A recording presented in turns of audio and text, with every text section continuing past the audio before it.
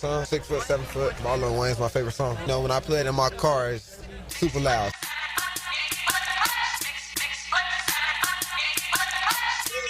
Guns it. Sanders in a pocket. Oh, what a catch. Travis Hunter. Give him the Heisman now. My job is to come out and be Travis Hunter, come out and play how they envision me to play and, you know, exceed all their expectations. I mean, in the pros, it's a lot different. You know, all I got is football. In college, I had to manage school, football, and, you know, personal life. But, you know, I had a good team around me. So in college, it was kind of easy to me. You know, I pretty much, you know, focused on football, but I did my schoolwork. And, you know, in the pros, it's going to be the same way for me, but I don't have schoolwork, so I can go my 24 hours and nothing but football. Goal, here's McCord, trying to win it for Syracuse, gives it to Allen. Allen is stopped by Woodard, still going, no! He gets through! Allen gets through! He wins the game! Look out! There goes two! No flags! Touchdown! With the 200th pick in the 2025 NFL Draft, the Jacksonville Jaguars select Rayon Lane III, defensive back, Navy. 1010XL 92.5 FM presents Jaguars Today with your hosts Mike Dempsey, Tony Smith, and Dylan Denver. Tony's still getting the love. He's got the week off. That's all the love he needs this week. Good morning, everybody. Welcome into Jaguars Today. I'm Mike Dempsey along with Dylan Denmark. We've got an OTA practice under our belt, although maybe some members of the offense would like to better leave that one in the rear view. I guess they're all learning experiences along the way, if that's what the company line is, Dylan. You can get something good. When you have a bad practice with the Baldwin Indians, what do you do? Do you throw it out? Do you go harder on them the next time? How do you bounce back? It depends. But I feel like most of the time we throw it away and we say, all right, today's a new day when you see them the next day. Yeah, and is it particularly that way with, six? What's the age range of the kids you coach, would you say? 14 to 17. Okay, so I would think a lot of inconsistency built in with that. Yes, especially, kid has a doctor's appointment or mama can't get him to practice, so then you got to throw it back up in, and then it just throws off the routine, and then you're like, geez. The plan I had all weekend, I go to Monday's practice, and then it's, it doesn't work out like you think it is. All right, well, for the Jags, it doesn't always go the way it starts, right? I mean, we all remember, if you were there, media or the assembled fans, Blake Bortles' first that's probably not a good example. Blake didn't look the part in that first minicamp practice, bro. He did not. He could not throw a spiral the whole day. It was a little foreshadowing of the struggles to come. Next day, he looked a lot better. Everyone was holding their breath that first day, like, man, what the heck has gone on here? Who did we just take? Anyway, hopefully won't turn out to be that bad for the Jacksonville Jaguars. Some balls getting in the defense's hands yesterday. Let's leave it at that. And we'll get into some of the comments after practice today from Liam Cohen, Grant Yudinsky, Trevor Lawrence, among others. I do think, unlike everybody else, I understand the importance of defense, but we live in an era where you want to see the ball in the playmaker's hands. You want to see points on the board. You want to see excitement. I think the vast majority of fans align with that. So if you want to hear, defense is usually ahead of the offense.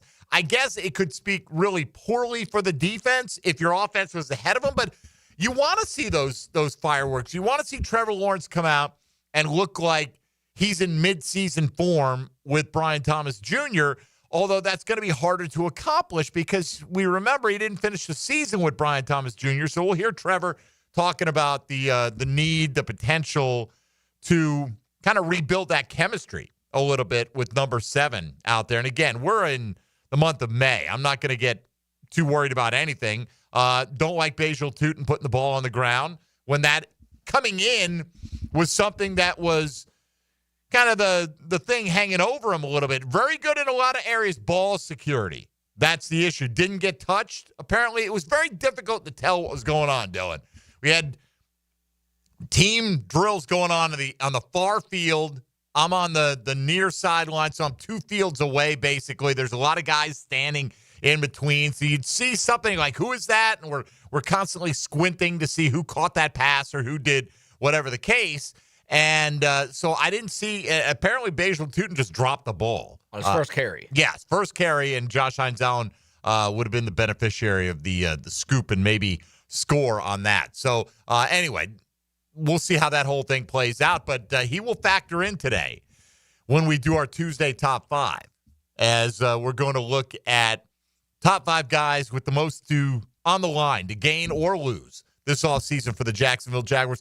It's hard. I don't know, when you put your list together, it was hard for me to list only 5 guys. It's usually hard for me to only, limit myself to 5, but it's because everyone who has something to gain, if you have something great to gain, there's somebody who has something to lose, right? So for a lot of the guys on here, it was like a mirror image. Like this guy and that guy are kind of paired together. One guy's trying to be the gainer, one guy is potentially the loser in that scenario. But you can hit us up with your top 5 list today if you want to get into that, and we'll take those throughout the course of the program, and we'll see when we have time to get to ours. I'm sure we'll do it in the second hour because we want to get to a lot of this audio while it's fresh coming out of Jaguar OTAs yesterday. I did not see Jeff Lageman out there, but I did speak with him last week. He's scheduled to join us coming up in about 35 minutes to get his early impressions on really the entirety of the offseason. Haven't had logs on in a while, and just what he thinks about the moves and the people that they have in place that are making those moves right now. And he, as I mentioned, going to come up in about 30 minutes if things go according to plan today. So a lot of things going on. You got the NFL owners meetings this week, and we'll get into that when we go around the league a little bit. But a lot of things being voted on that could impact the Jacksonville Jaguars. We talked about it yesterday, how the proposal that was put forth by the Lions would reseed the playoffs or seed them based simply on record, and division title would not have the same cachet. It would get you in, but it wouldn't automatically get you a home game. I did hear yesterday on ESPN, Dylan, that they were talking about revising that to where you would get a home game in the first round, and then you would reseed after that. In which case I could probably live with that if that's actually where it lands, because how often are you going to have a scenario where you've advanced to the second round and you've got a team with a better record than you waiting? I still wouldn't love it necessarily, but at least if you give me that guaranteed home game, I think that's the thing that would kill me as a Jaguar supporter, is that we haven't had enough playoff visits as it is, and that's on them to earn it. But when you do and you win your division, you want to get rewarded, and you reward your home crowd. And how good were those atmospheres when the Jags got to play Buffalo after the 2017 season, and of course the Chargers after 2022. There's nothing like it when there's playoff football for the Jags, but when there's home playoff football, the city is absolutely beside itself. So I hate to see that prize being taken away, because I kind of tend to agree, as we talked yesterday. I think it was with Brian Sexton. If you're just going to lump all of them together in one pot and just say, okay, everybody, here are the 16 teams in the conference, we'll take the top 7, then eliminate divisions. But I think the NFL likes those rivalries. I mean, they might not care about Jacksonville, Tennessee, or Jacksonville, Indy, or Jacksonville, Houston, but they certainly care about Pittsburgh and Baltimore and all the ones that Dallas has. With Dallas with Philly. Everybody in that division, right? So historically, especially. If you're going to take that, you're going to downgrade the importance of that. I'm not sure what we're doing with this, so I'm very curious to see where that one ends up.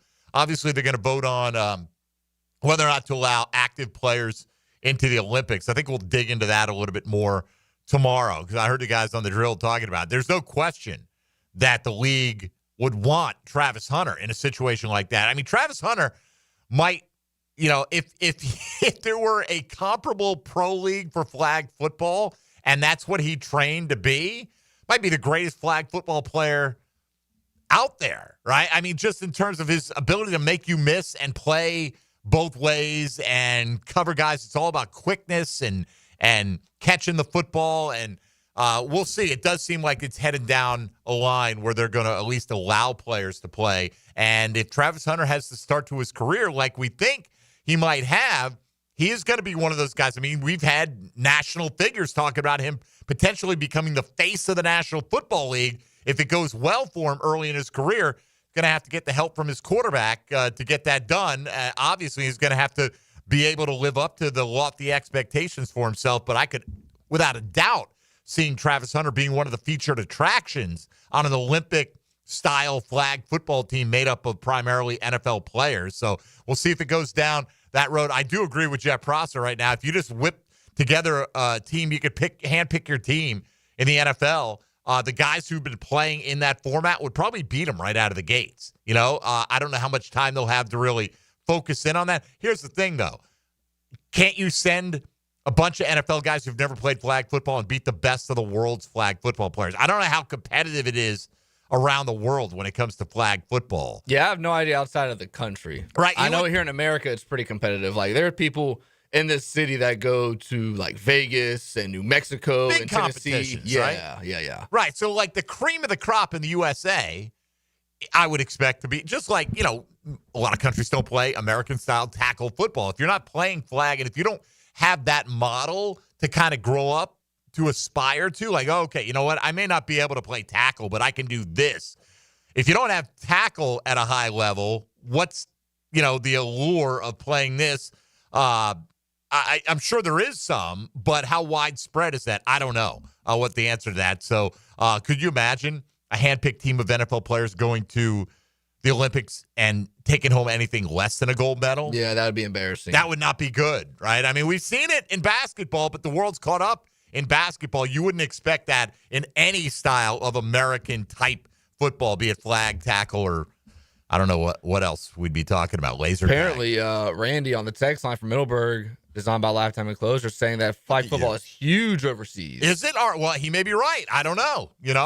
I'm not a big flag football aficionado. So, you know what? I'll look more into that. We'll discuss that at further length tomorrow. Also talking about banning the tush push. Now they're revising the wording to say you can't push any player at any time. But that's kind of already in the rule book, and it's just never enforced. So we'll see how that whole thing comes out. Doesn't really affect the Jags, but as many have observed, the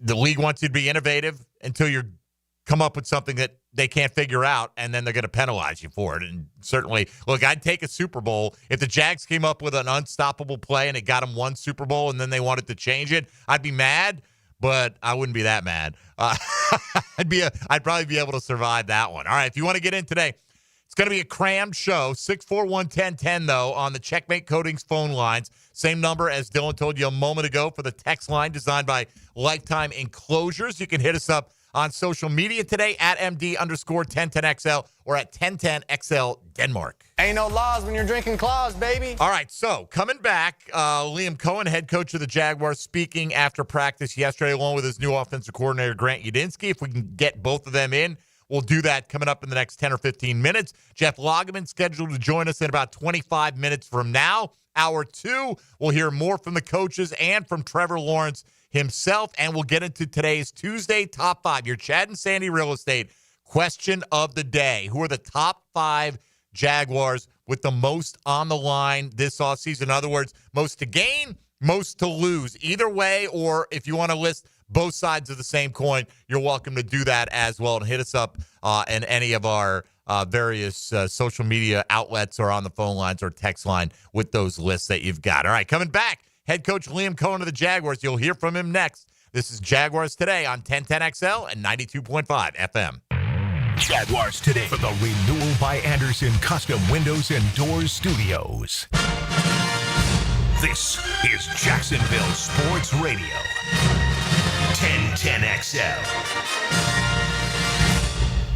Are your monthly bills keeping you up at night, wondering how you got so behind? Hey, I'm Roger Moore, CEO of Loan Pronto. I get it. Life is expensive now. Insurance, groceries, cars. And then there's the credit card debt with those obscene interest rates. It's time to regain your financial freedom. And that's what we offer at Loan Pronto, using the power of the equity in your home. We have multiple ways to get you the cash you need, and most clients close in 2 weeks or less, and many don't even require an appraisal. And listen, rates have been plummeting recently. We just locked a homeowner in with an APR in the low 5s, saving her over $1,000 per month, and put $10,000 in her pocket. Life-changing money. Whether you're drowning in debt, have a nosebleed rate you got last year, need home improvements, or simply need cash in your pocket, we can help you accomplish this goal in record time. Call us today and get started with no hard credit pull, just a conversation. LoanPronto.com, 904-999-1508. LoanPronto.com. That's LoanPronto.com. Equal housing lender, NMLS 1661781, subject to lender approval, NMLSconsumeraccess.org. This is Hayes Carline, and I'm so proud of my guy, Leon Searcy. Man, I used to want to eat all the time, but just 1 month on Physicians Guided Weight Loss, and I've already dropped 15 pounds. And I lost 25. No side effects, just results. The GLP-1 curbs my cravings and keeps me feeling full. It's been easier than I expected, and I feel amazing. Their staff is great, and best of all, no surprise cost. If you're ready to bring sexy back this summer, visit pgweightloss.com. Physician-guided weight loss, safe, doctor supervised. And it works.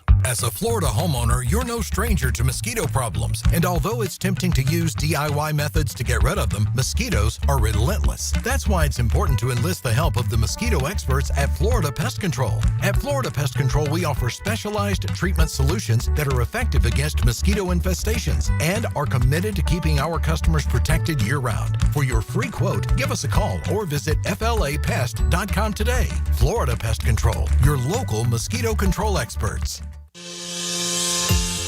Get a healthy start in 2025. The Florida Department of Health in Duval County is here to encourage you to get healthy and stay healthy this year. They have a dedicated team who are committed to providing quality care. The goal is to protect, promote, and improve the health of you and your family. Visit duval.floridahealth.gov to learn more about their health programs and services. That's duval.floridahealth.gov. Are you thinking about a pool for your home? Blue Haven Pools is Jacksonville's largest pool builder. They've built pools for over 20,000 satisfied families since 2000.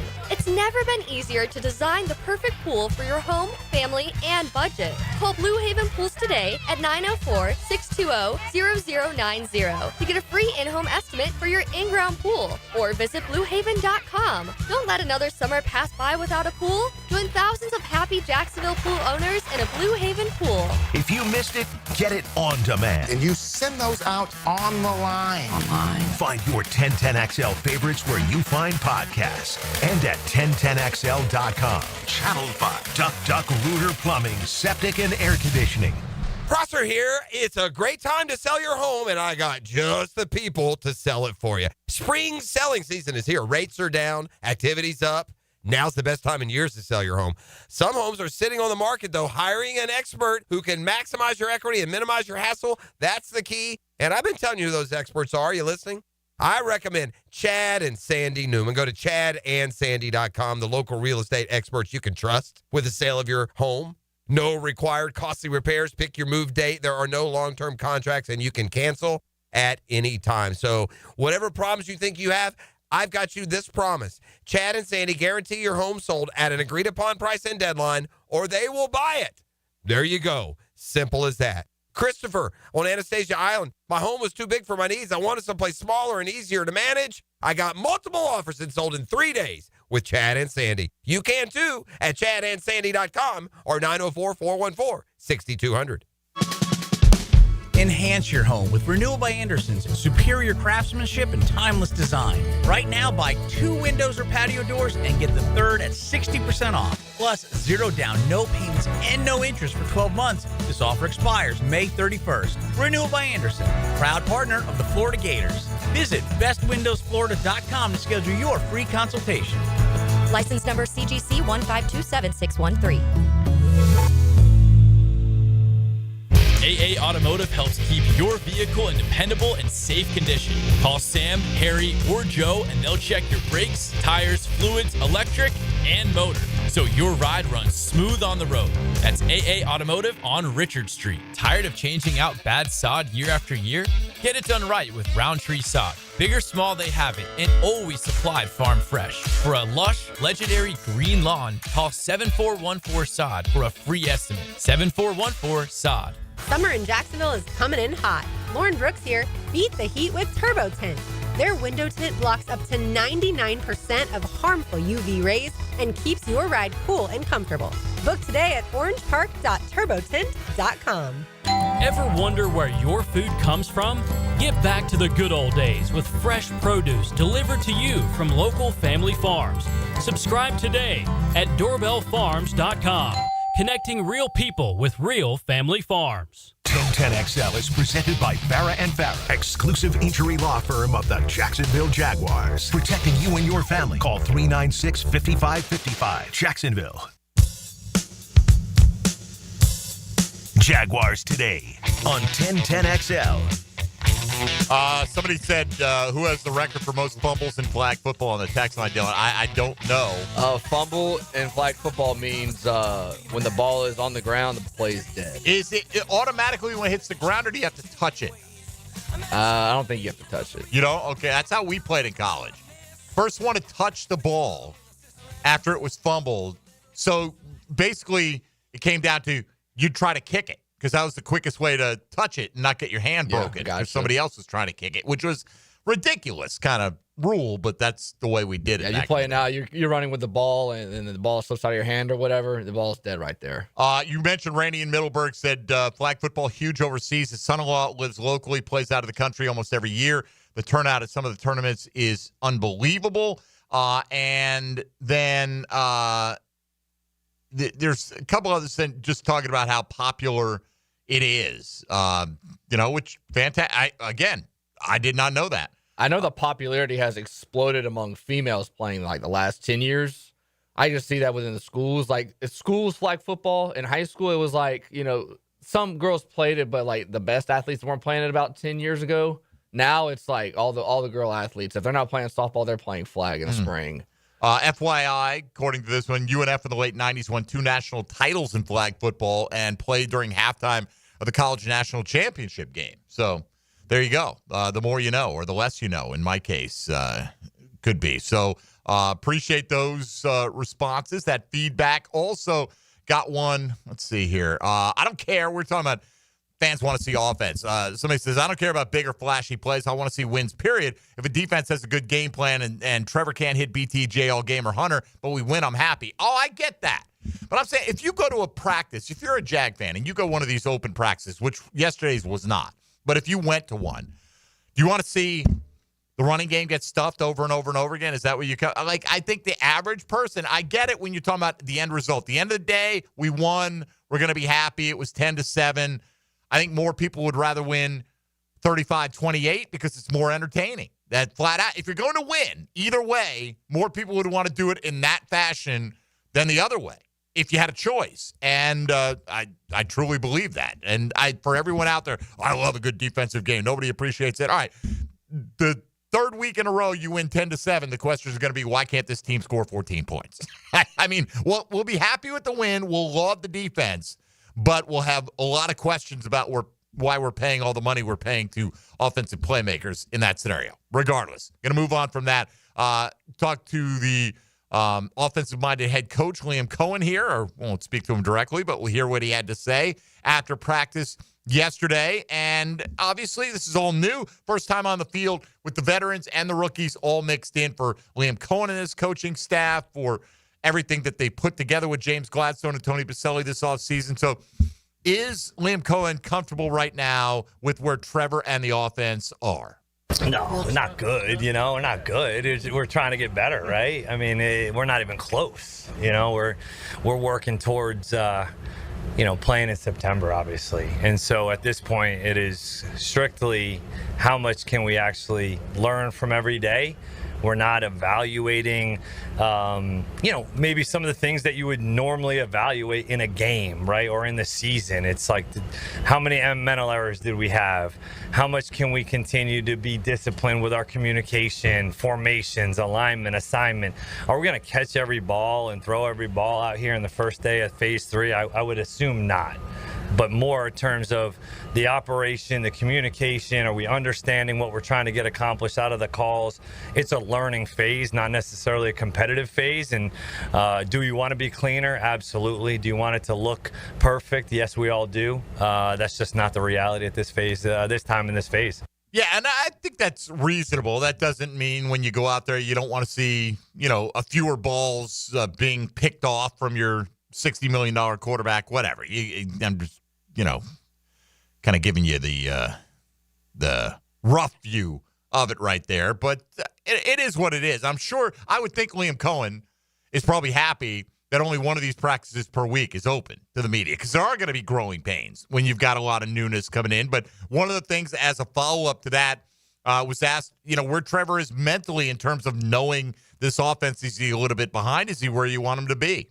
No, not at all. No, not at all. Not at all. No, he's mentally, he's done a phenomenal job. This guy, in terms of his work ethic, what he's put into this thing and his own time while he's here, the play calls, handling the load, all that stuff, I've been very impressed with. That's great to hear. I mean, because Dylan, I don't know about you, but you get the feeling that, is Trevor a grinder? Does Trevor does he consume film? Does football, is it his only obsession, right? He's a new dad. He's a family man. He's all these things. But I think you got to take Liam Cohen at his word when, he'll tell you, like, hey, were you good where Trevor and the offense were? Oh, no, we're ways away from that.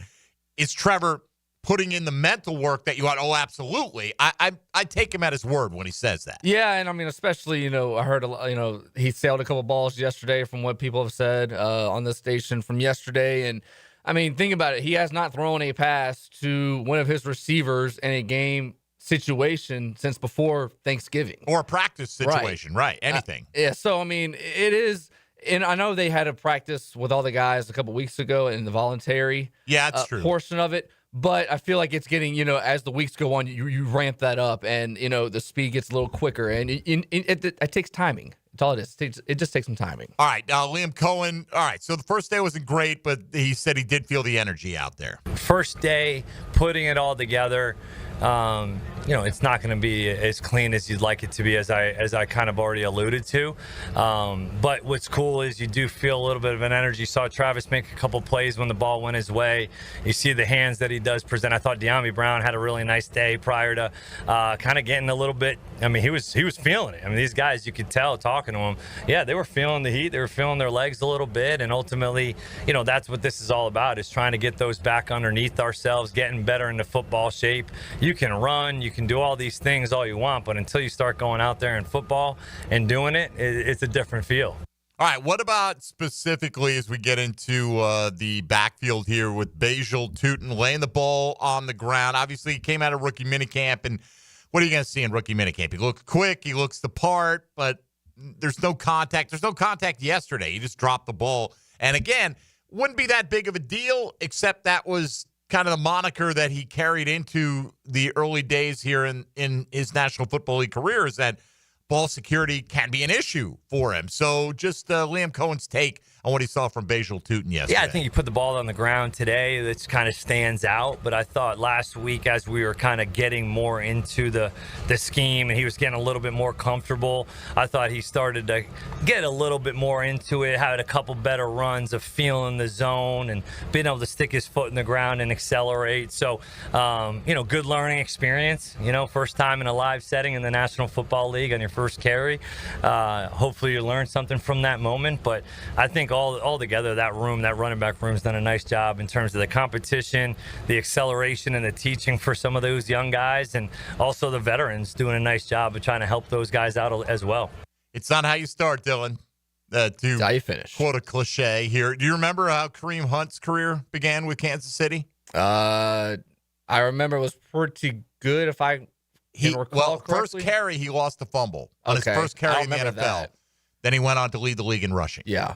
Was that his first game, that Thursday night game? It was whatever. It must have been. If it was the Thursday nighter, I'll take your word for it. It was a primetime game. It probably was. I mean, the Chiefs have been good for a while, right? But it quite possibly was. But it was first carry, lost a fumble, about as ignominious a start as you could have in the NFL. Worked out all right as he led the league in rushing as a rookie. So not predicting that Bajel Tutin's going to lead the league in rushing. I'm just going to say I'm not going to bury him for dropping the ball in one OTA practice in the month of May. All right, let's get a couple of thoughts here from Grant Udinski. We don't hear much from him or as much as we've heard from Liam Cohen so far this offseason. But what about the Jags offensive coordinator? How special does he think this wide receiver group can be for Jacksonville? It's probably too early to say right now how special it can be or where that metric is to measure that truly. But I know that that'll be a weapon for those guys individually and for us as a unit to do the things that we want to implement from a scheme standpoint or from a individual attacking routes, building route trees, those types of aspects for those guys. One guy who got singled out by the head coach, Dyami Brown, for having a pretty good practice yesterday after, kind of battling with the heat and the humidity. Grant Udinski gave his thoughts on what he's seen from Brown so far. Helmets and shorts, so we'll see. But he's been another guy where you look at Travis, you look at BT, you look at the speed of that group running off the ball. It's exciting to watch those guys run off the ball, but more than anything, the way they work. I think you see how intentional and deliberate he is, not just in the individual periods like you talk about with the receivers, but even in the team periods. His attention to detail, trying to do everything in a way that expresses that everything matters for us, whether it's schematic, his footwork, his hands, the way he's dropping his weight, the way he's running routes. He's really deliberate with the way he practices, and that attention to detail is kind of contagious, not just in the receiver room, but hopefully across the whole offense. Let's not forget what they paid him, right? $10 million, which was double what some more accomplished receivers were getting on the market. They prioritized him in free agency. They have a plan for him, and I don't know if all along they knew that they'd be able to get Travis Hunter. Maybe Teteroa McMillan was a consideration if they had made a move back, but there had to have been at least some scenarios, Dylan, where they envisioned Dyami Brown as the number 2 wide receiver on this football team this year. Yeah, you would think. And I mean, especially a guy like him, you're not going to build your offense around, but you can design plays like gadget plays for the speed that he has.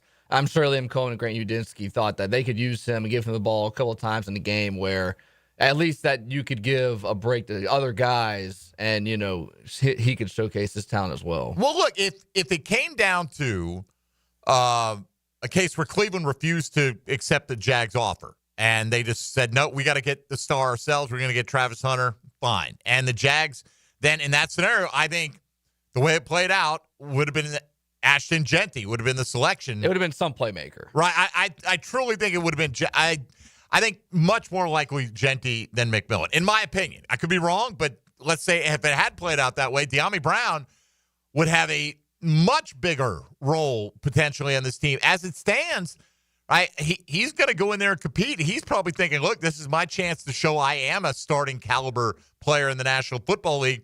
Travis Hunter's coming, but I'm only here on a 1-year deal. He's got to maximize that. So he may be, and I've seen him mentioned by some people today, as one of those guys with the most to gain, certainly, or if you look at it, the most to lose as well in terms of reps to other receivers. But that's our Chad and Sandy real estate question today, the Tuesday top 5 Jags with the most on the line this offseason. We'll pause the conversation for now in terms of the coach's audio. We'll come back to a little bit more from Liam Cohen and Grant Udinski, also Trevor Lawrence in hour number 2. But coming up next, Jeff Lageman will join us with his thoughts on how the Jaguars offseason has played out to this point. You're listening to Jaguars Today.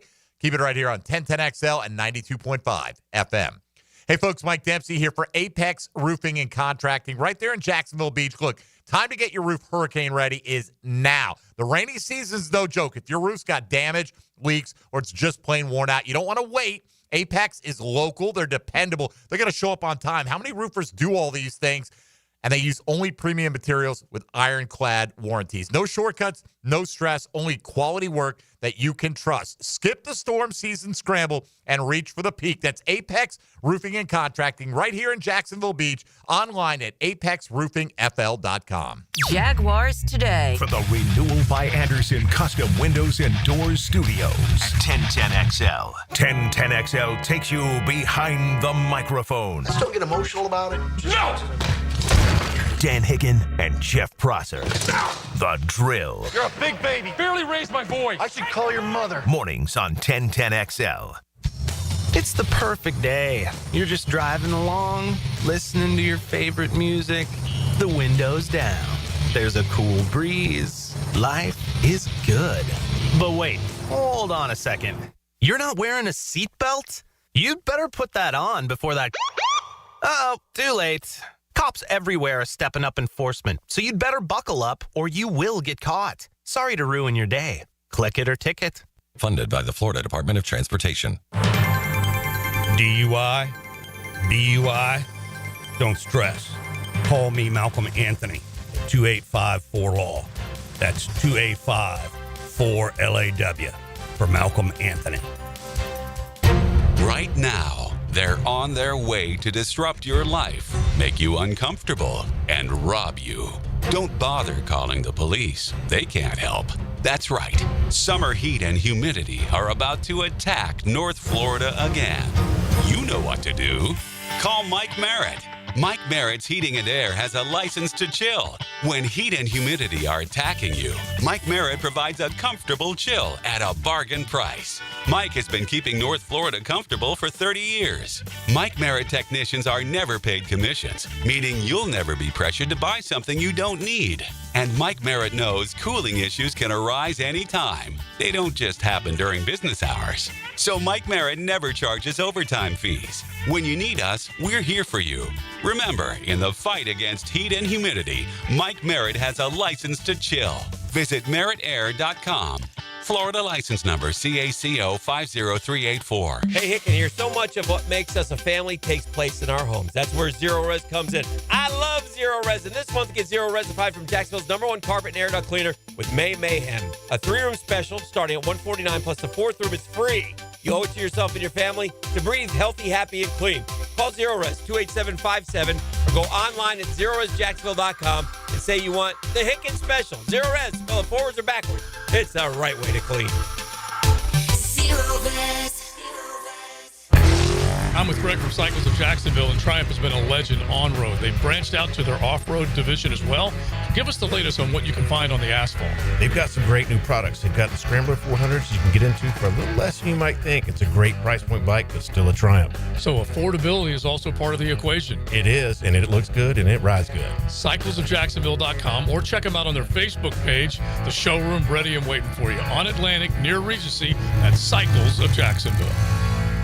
Need protection? Call Craig and Christine Kaprosky at Goosehead Insurance. The Kaproskys are a husband-wife team committed to finding you the right coverage at the right price in just a few short minutes. For home, auto, flood, or specialty insurance, Craig and Christine Kaprosky are the answer. Craig.Kaprosky at Goosehead.com. If someone you love needs a pick-me-up, then it's time to get serious about it and send them a Kuhn floral arrangement. RJ here with 1010XL, and you'll be assured of a quality delivery. That's for sure. Log on and order online at KuhnFlowers.com. It's a magical phone line. Check this out. It brings you things you can't get anywhere else, like insider insight from sports experts. Listen for the Checkmate Coatings phone line. Check. Every day on 1010XL. Everyone seems to be in a time crunch these days. Well, don't forget you can always count on the cold case at Daly's. Always convenient, always cold. Whether it's the king of beers, Natty Light, Stella, or Cigar City, or Goose Island or Bud Light Seltzer, dash into Daly's and grab one to go. Checkmate Coatings. Your floor's missing piece. Premium flooring. Take our advice. Home business. Affordable price. Driveways, pool decks, garage doors, beautiful patios, and more to explore. Checkmate Coatings. Your floor's missing piece. Mark Watson with Hardball Creative. What's better than beer? Cold beer. Put your company logo on a custom koozie. Check them out at hardballcreative.com. Hardball Creative. Hardball does it all. 1010XL is presented by Farah & Farah, exclusive injury law firm of the Jacksonville Jaguars. Protecting you and your family. Call 396-5555. Jacksonville. Now, another great guest on the Checkmate Coatings phone line. Hello. Your floor's missing piece. Now, more Jaguars Today on 1010XL. I hear the train a-coming. It's rolling around the bend. And I ain't seen the sunshine since I don't know. Yeah, I had to let that go for just a second there, Dylan. Good choice. I like it. Right out of the gates, a little Johnny Cash, Jeff Lageman. I don't know if he's particularly a Johnny Cash fan, but I think he is. I would imagine he would appreciate some Johnny Cash. Logs, good morning. It's been a while. How are you?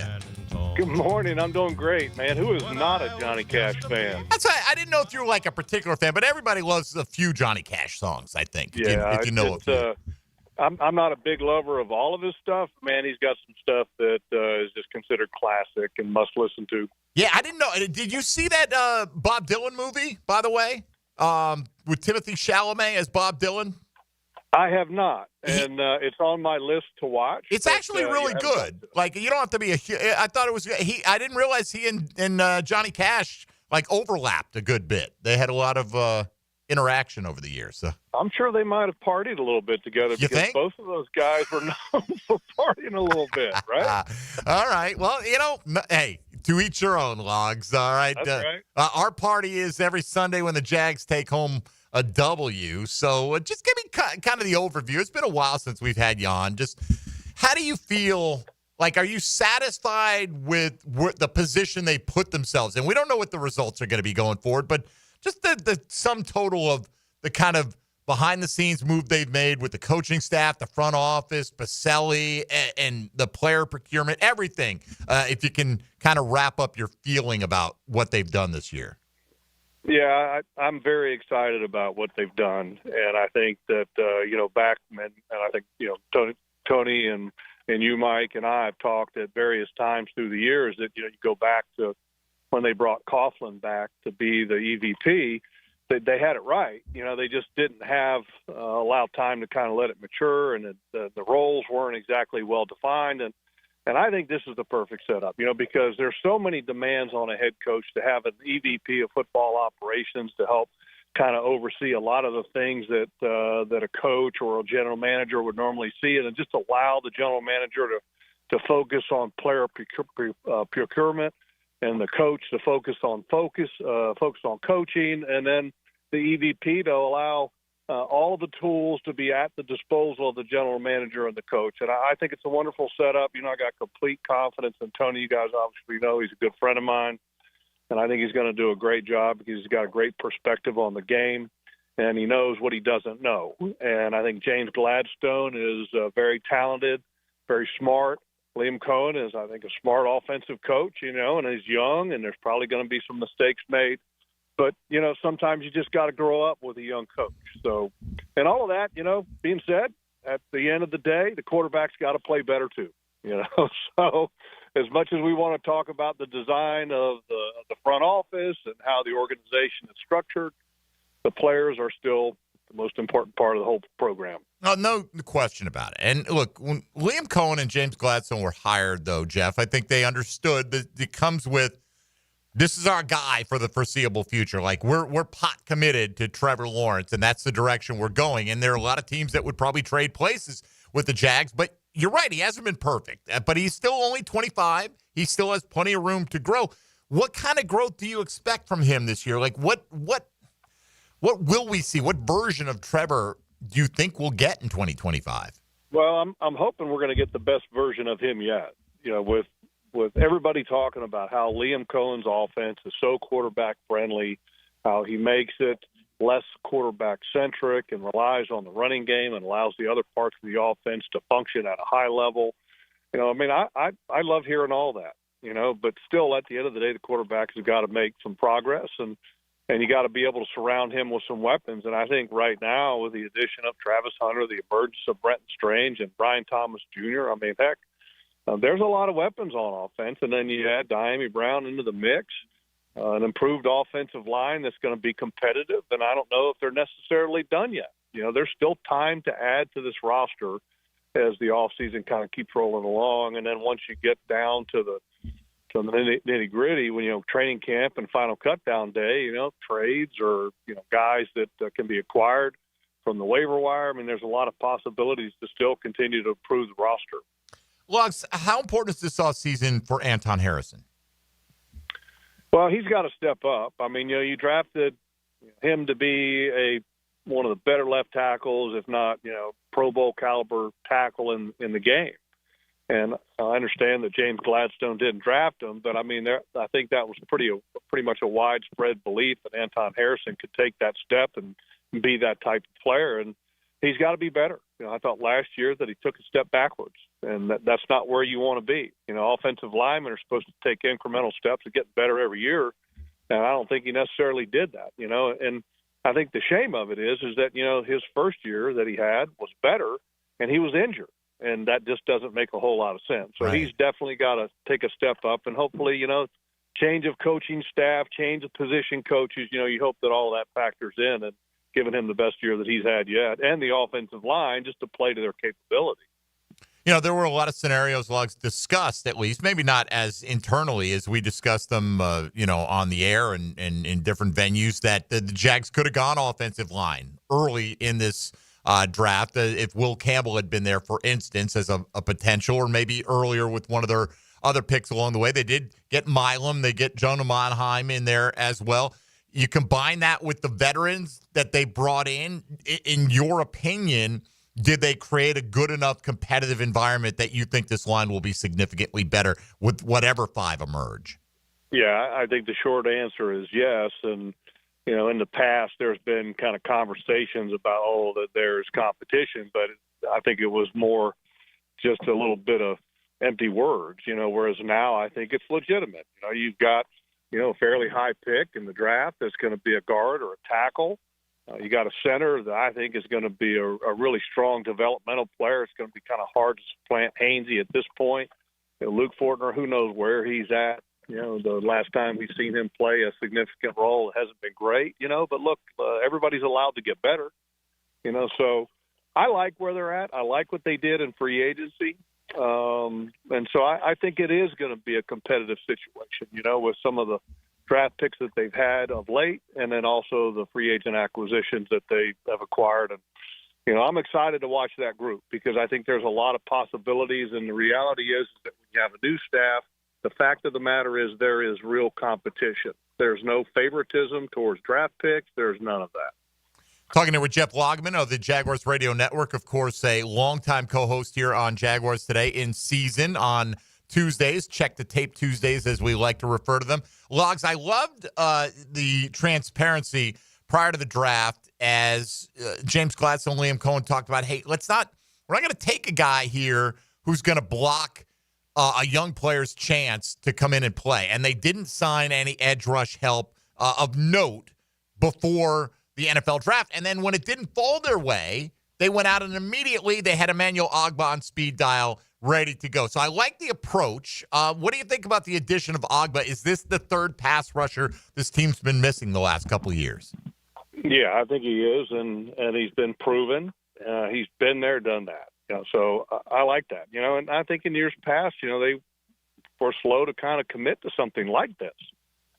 Because they wanted to allow the draft picks to develop. And look, I don't have a problem with allowing the draft picks to develop, but I don't want to do it at the expense of not making the roster the best that you could possibly make it. And with Miles Cole, I think is a perfect example last year, and that he was, late round pick, and he was kept on the roster, and you guys can kind of saw what he did last year. Look, I think he can be a good football player at some point. But last year he wasn't ready, but they kind of put him in that role to be active on game day, and that's not where he needed to be. So I think this Ogbah signing, shows a little different approach when it comes to that situation, and that there's nothing wrong with allowing a player to develop, but you don't have to allow that player to develop at the expense of not making the roster the best you can possibly have it be. What about interiorly on the defensive line? No significant additions here. Is that just a vote of confidence in the guys that they have? Maybe Eric Armstead moving back inside on a full-time basis, the potential of Mason Smith. Also, maybe it just didn't match up with their value at a given time. Do you expect better play out of the interior this year? I do, and I think Mason Smith, he's got a really, really good toolbox. I like the person. Eric Armstead, I don't know if you've noticed or not, but if you go to the Jaguars website, there's a lot of guys that have defensive line or offensive line next to their position right group. Yes, next to Eric Armstead. What is his? Have you seen it lately? D tackle, defensive tackle. Yeah Right. So I don't know what the hell was going on last year with all of that, but that's where he belongs. That's where he has been at his best. There's nothing wrong with having him kick out to be like a 4-eye defensive end, which we saw Calais Campbell do in years past, to be in a run type of stopping mode, or kind of a variation of a defense to give a team a different look. But let's put the players in the best position to have success. That's what a coach's job is supposed to be. So Eric Armstead, defensive tackle. Yeah, it is fun. I'm looking at it because Brian Sexton brought to my attention yesterday. every offensive lineman on here, even like Hainsey, who is the center, like they like the versatility. They list them all just offensive line. That's been a big point of emphasis, I think, though, from this regime, finding players that can fit in and do multiple things. Caleb Ransaw played a lot of nickel corner, but he's going to be a safety in the pros as an example of that. And all these offensive linemen seem to have a lot of interchangeability, Jeff. Well, and they have to. I mean, the offensive line, obviously, those guys, the more you can do, the flexibility has to be there on game day anyway for a lot of those guys, just because on game day you might only have 7 active offensive linemen, so everybody's got to cross-train a little bit. So I like that idea. And, in practices throughout the offseason and the OTAs, I think you'll see these guys playing multiple positions. And I think there's 2 reasons why. Number one, you can really kind of for example, last year, the young man that we got in a trade a couple years ago, Mike, from Wisconsin, that had to play at tackle, Cole Van Lana. Yes. Okay. Perfect example. A couple years ago, they brought him in and put him at guard, right? And it didn't really work out, and he wasn't really doing well. Well, then they started cross-training him at tackle because they were like, okay, well, we've got to get him maybe ready to play some type of position, and it really was kind of a numbers game. And all of a sudden they found out that he was actually a pretty good tackle. And, in fact, last year I think it was the highest-graded tackle in the preseason according to PFF. And so, I mean, sometimes you learn a lot about guys that you maybe thought you knew, and maybe you didn't know. So playing guys at multiple positions I think is a good idea anyway, for 2 reasons. One, because of the discovery factor like I just talked about, but then also number 2, look, if I know what the guy's doing next to me, it helps me understand my job a whole lot better. All right, well, I don't know how many interviews you've done this offseason. I imagine more than a few, and I would imagine this is the longest anyone's gone without bringing up Travis Hunter with you, who's another guy who can give you some versatility, obviously.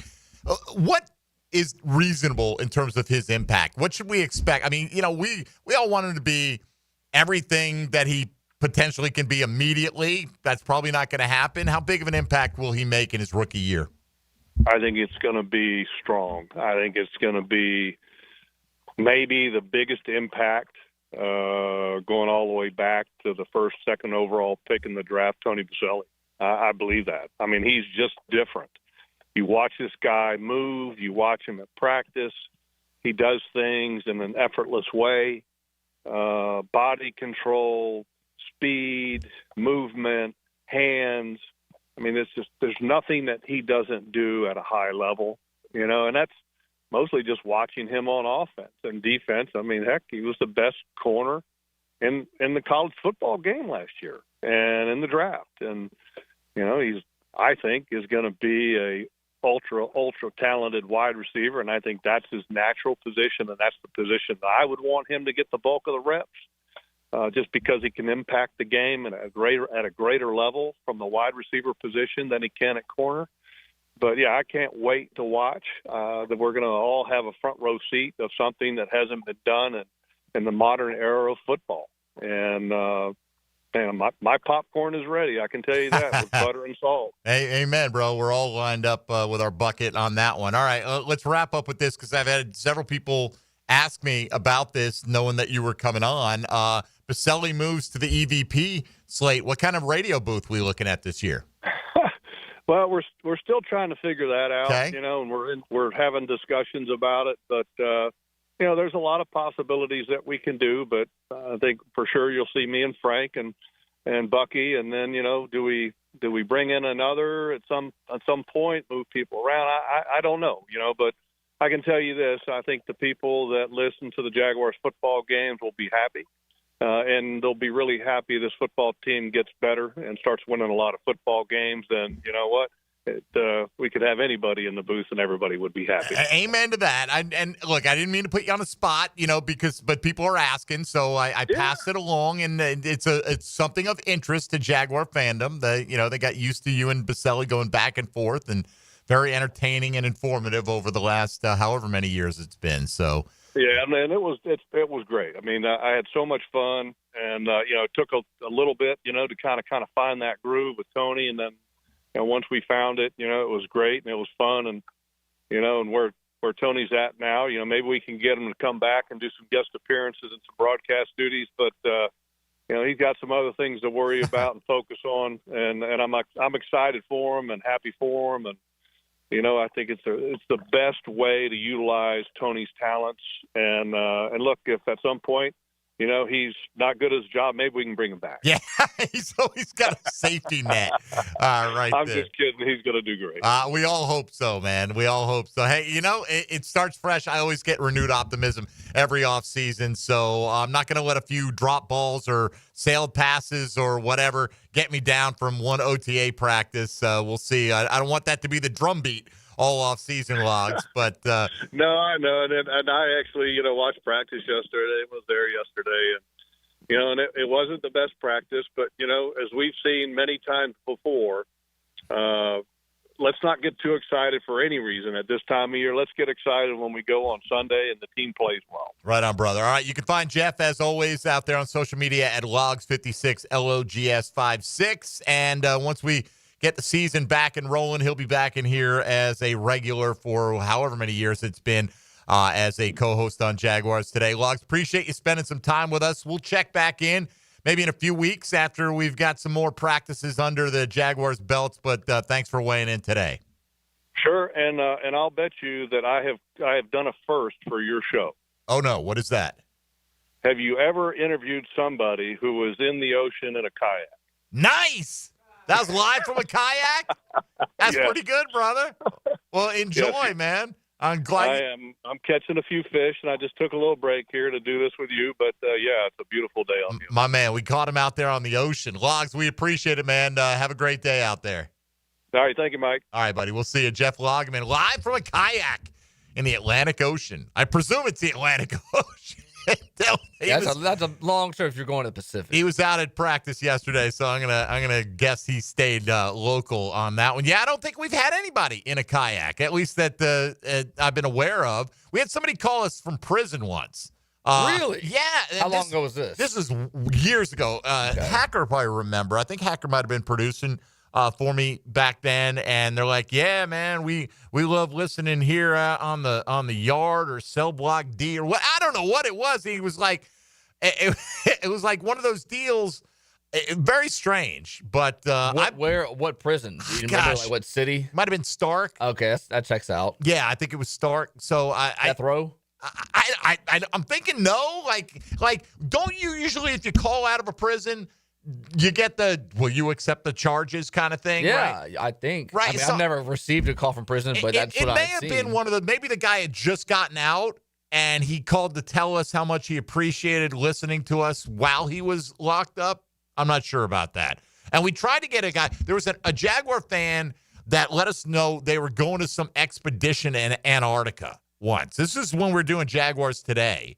And it didn't work. We tried to get him on with a sat phone and the whole thing, and then we would have had every continent covered at that point in time. Because, we've had him on from Australia. We've had him on from pretty much everywhere with the exception of Antarctica. So get on it, Jag fan. If you want to be the first one, just book your trip and make sure you call in between the hours of 10 and noon East Coast time. All right, when we come back, let's get more from Liam Cohen. Grant Udinsky will go around the National Football League. Still to come, thoughts from Trevor Lawrence after OTA practice number 1. And we've got the Tuesday top 5. 5 Jags with the most on the line this offseason. That's your Chad and Sandy real estate question of the day. Mike Dempsey and Dylan Denmark here with you, Jaguars Today on 1010XL and 92.5 FM. Jaguars Today. From the Renewal by Anderson Custom Windows and Doors Studios of 1010XL. In your car, at home, or on your phone, radio play-by-play is where you are. What a game for the Jacksonville defense. 1010XL, Jacksonville's home for play-by-play. We're certainly facing interesting economic times. For me, it's comforting to know my money's in good hands with ITP Partners. Jacksonville guys taking care of my Jacksonville money. Experience? Yeah, that's Chris Bryan, Jeff Hartman, Reagan Wright, Dan Abel, Scott Regner, Janice Cobb, and Reed Wingate. They have the expertise and knowledge to take care of your money. For more info, go to itppartners.com. ITP Partners, they're my financial partners for life. Non-compensated client testimonial may not be representative of all client experiences. No guarantee of future performance or success. Swing into the hottest party of the summer. Join First T-Door Florida at the Yards on June 12th for the Summer Soiree Baja Beach Bash. We're bringing the vibrant spirit of Cabo San Lucas to the First Coast for an evening of family-friendly fun. Enjoy live music, craft cocktails, golf games, raffle prizes, and delicious Mexican-inspired cuisine from Taco Lu. Golf, fiesta, and philanthropy, all to support the impactful programs of the First Tee. Visit firstteenorthflorida.org/summer soiree to secure your tickets today. Skilled trade jobs are booming, so begin your high-pay, high-demand career today through the Northeast Florida Builders Association. Their apprenticeship program provides paid training in some of the most highly sought-after skilled trades. Get paid while you train, full-time, in carpentry, electrical, HVAC, or plumbing. Plus, earn a 10% raise every year, and the classes are 100% tuition-free. Start your new career today and apply this week at nefpaapprenticeship.org. I'm Max Fink, and I'm your Gator Updater. Listen for the Gator Report several times a week on 1010XL. Freshened up by San Jose Collision on the home of the Florida Gators, 1010XL. Go, Gators! Are you ready to play this summer? At the First Coast YMCA, we're committed to being your home for health and wellness and a place for friendly competition with team sports for adults and for kids. Basketball, volleyball, pickleball, flag football, soccer. The Y has something for everyone at any age. Discover all the benefits of YMCA membership and find your fun this summer at the Y. Registration for team sports and summer camps is open now. Visit fcymca.org. Bueller. Stay cooler with Bueller. Jason, I don't see how a new air conditioner is going to work out for me. Well, you like air conditioning, right? Oh, yeah, totally. But a new air conditioner could be expensive. Well, not if you... I mean, to save up the money, I probably have to give up my extra hot skim latte every morning. Now I fall asleep during a staff meeting, get volunteered for the summer picnic committee, and end up sitting in the dunk tank all afternoon getting water up my nose. Okay, look at it this way. Put on these sunglasses. Whoa. Bueller Air and Plumbing puts in a new AC. We hook you up with affordable financing, and you stay cool and comfortable for just $149 a month. Cool? Cool. I see it now. Life can be hard on your budget. If you suffer through the heat because of a broken AC you could totally afford to replace, you could visit. Stay cooler with Bueller. Visit BuellerAir.com. WJXL AM Jacksonville Beach. WJXL FM Jacksonville Beach. Shopping with your parents can be embarrassing. Why would they sell jeans with holes in them? I'm going to speak to the manager. Mom! That hoodie is giving. You should get it. YOLO.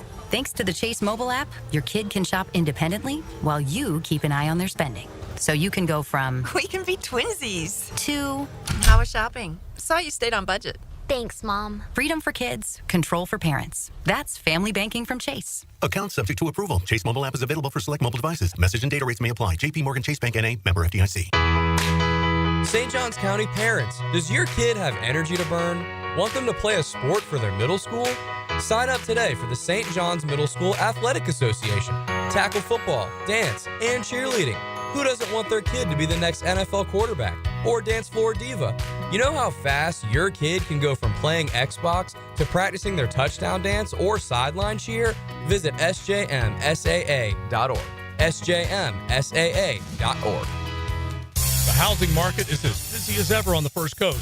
And if you've moved in or moved on, make sure you have a team of trained electricians ready to help. American Electrical can make sure you're up to date electrically and maximize your living experience. Smart home automation services, home theater systems, outdoor and dock lighting, and backup generators. American Electrical can do it all. A team you can trust with highly trained technicians, ensuring you have the best living experience. American-Electrical.com, a leader on the First Coast and powered by professionalism. Brian and Angela Wall here with Window World. By now, everyone has heard about saving money on their energy bills. There are all sorts of things you can do to cut energy costs, but most people don't think about their windows. But Window World knows that the biggest energy loss in almost every home is the windows. There is more energy loss from old builder-grade windows than just about anything else in your home. You can upgrade your heating and air, your appliances. That's good too. But before you do all that, upgrade your windows to Window World's energy-efficient windows. Window World's windows are easy to clean, energy efficient, and have the best guarantee in the business. Window World's slogan is simply the best for less, and we mean it. You get great American-made windows, and you get to keep more of your money when you buy from Window World. Need any more reasons to buy your windows from Window World? Call them today and set up your free in-home estimate, or go online to windowworldneflorida.com. Window World. Simply the best for less. Thank you for your business. Window World also offers energy-efficient doors. This is Molly McDonald with your 1010XL local sports update brought to you by Southern Oak Insurance. The Jaguars' first-round draft pick, Travis Hunter, continues to impress as the Jags have started their OTAs. Hunter has still been working on the receiver side and building the chemistry, now with starting quarterback Trevor Lawrence. Lawrence praised Hunter for his energy and athleticism after practice. He got a lot of juice. Like he can run all day, good energy, always dapping guys up, just bringing juice every day. And like I said, high motor, can just go. It's like a kid, just runs around all day. He doesn't get tired, it seems like. So you can't have enough of that. And then as far as just talent, I mean, kind of speaks for himself. Ball skills, run after the catch. He's very explosive. Just didn't realize how explosive he was in and out of cuts. You know, he's impressive to watch. And we've gotten to connect a couple times. It's only going to keep getting better and better. You know, we've only worked together for a couple days now, so we got some time to really dial in on the details. Trevor Lawrence from OTAs. It's 87 degrees at 11 o'clock. Time in temp brought to you by Bueller Air and Plumbing. Stay cooler with Bueller. 1010XL is presented by Farah and Farah, exclusive injury law firm of the Jacksonville Jaguars. Protecting you and your family. Call 396-5555. Jacksonville. Everything you need to know about the Jags. Jaguars Today on 1010XL. Dylan was getting a music history lesson in the car as we came back. We all drove down, me, Dylan, and Ken Brady, our sales manager here, went down to LPGA International on Saturday, played a little bad golf, and we're coming back, and, you know, Dad was driving, that's me, so I got to pick the music, and Dylan heard a lot of early 80s and a lot of stuff that I'm sure he was rolling his eyes at in the back seat. I've heard some of the music, but the last time I've been in a car with someone, you know, scrolling through radio stations is probably 15 to 17 years ago when I was in the car with my mom. What are you trying to say?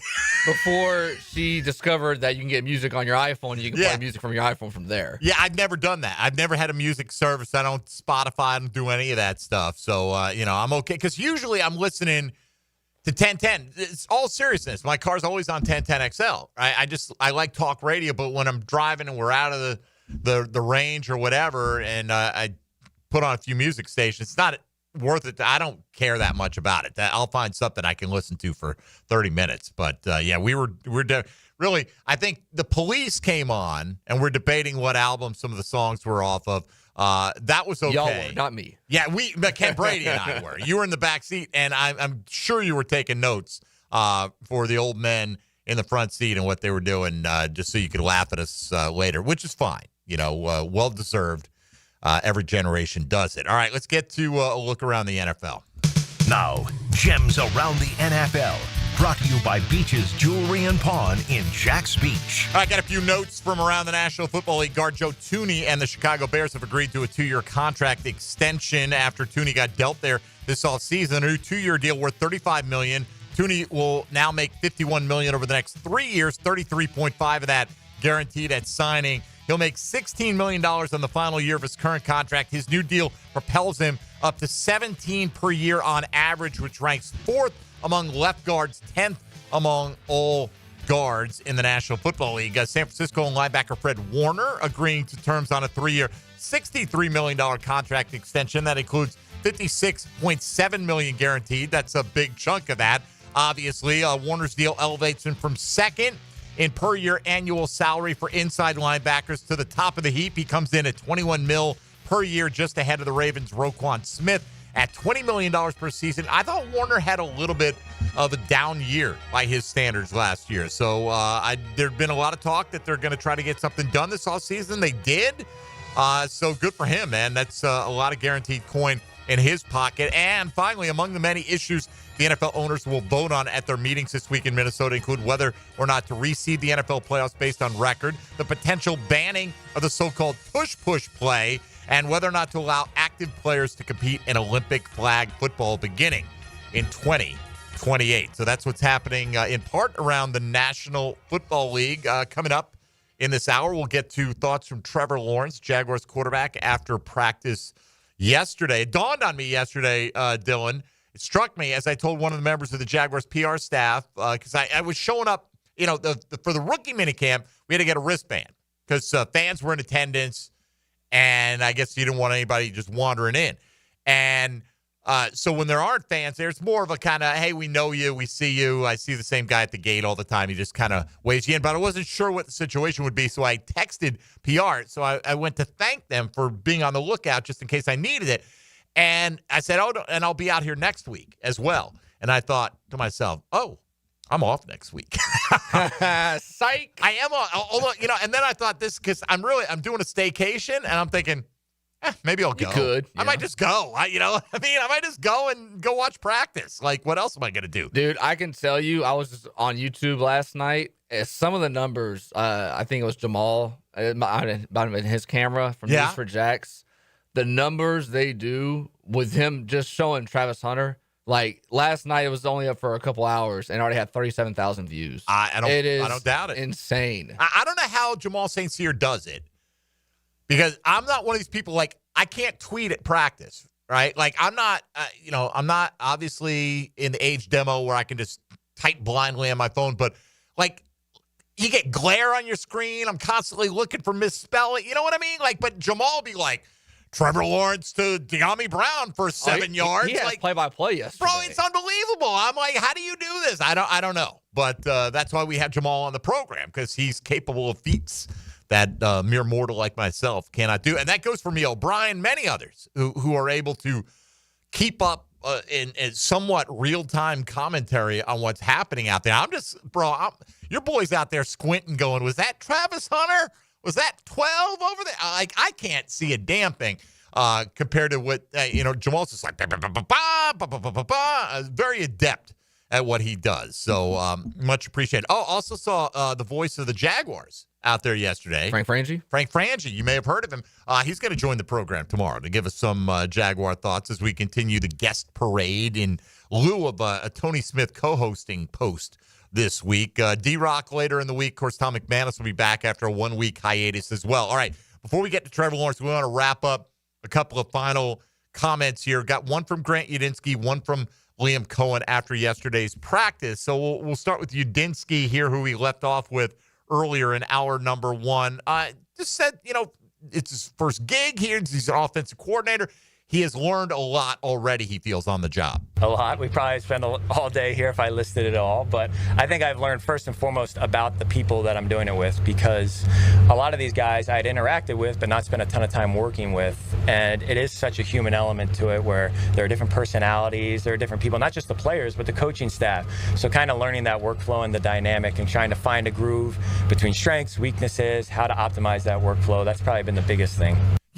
He's in a weird position, right? Because if the Jags offense takes off, who's going to get the majority of the credit? Liam Cohen. Right, Liam Cohen, and then Trevor Lawrence, and then, Brian Thomas Jr. and Travis Hunter, and whatever the backfield situation works itself out to be, So, when you're an offensive coordinator under an offensive-minded head coach, that's part of the gig. But, again, as we always talk about, there are only 32 of each of these jobs out there in existence. So, tough to turn one down at his young age when he's got that opportunity. And if he's that well thought of, I'm sure some of that credit will belong to him, but it will also fall to him as well. But I would think the initial wave is like, wow, Liam Cohen doing it again, took Baker Mayfield to new heights, and hopefully doing the same thing with Trevor Lawrence. Now, talked a lot about the offense and their mistakes that went down yesterday, or we've talked a bit about that. But at the same time, you got to credit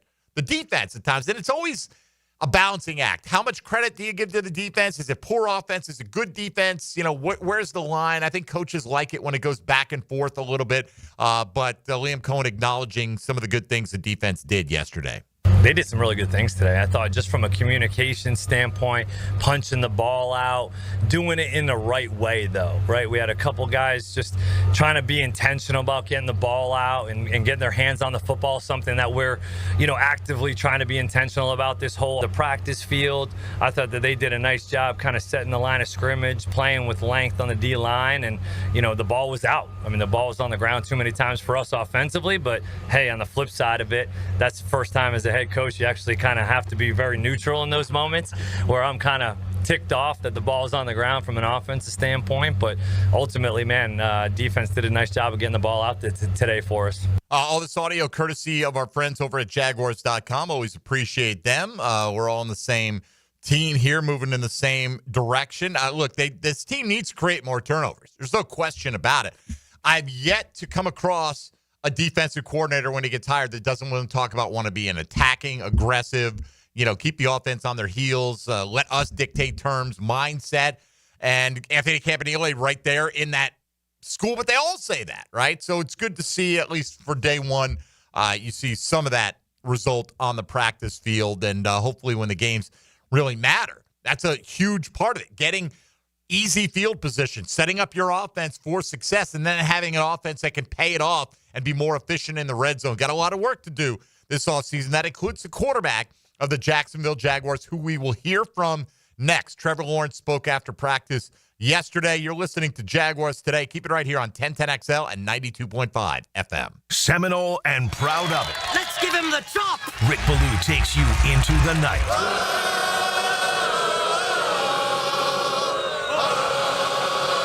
Every weeknight on 1010XL.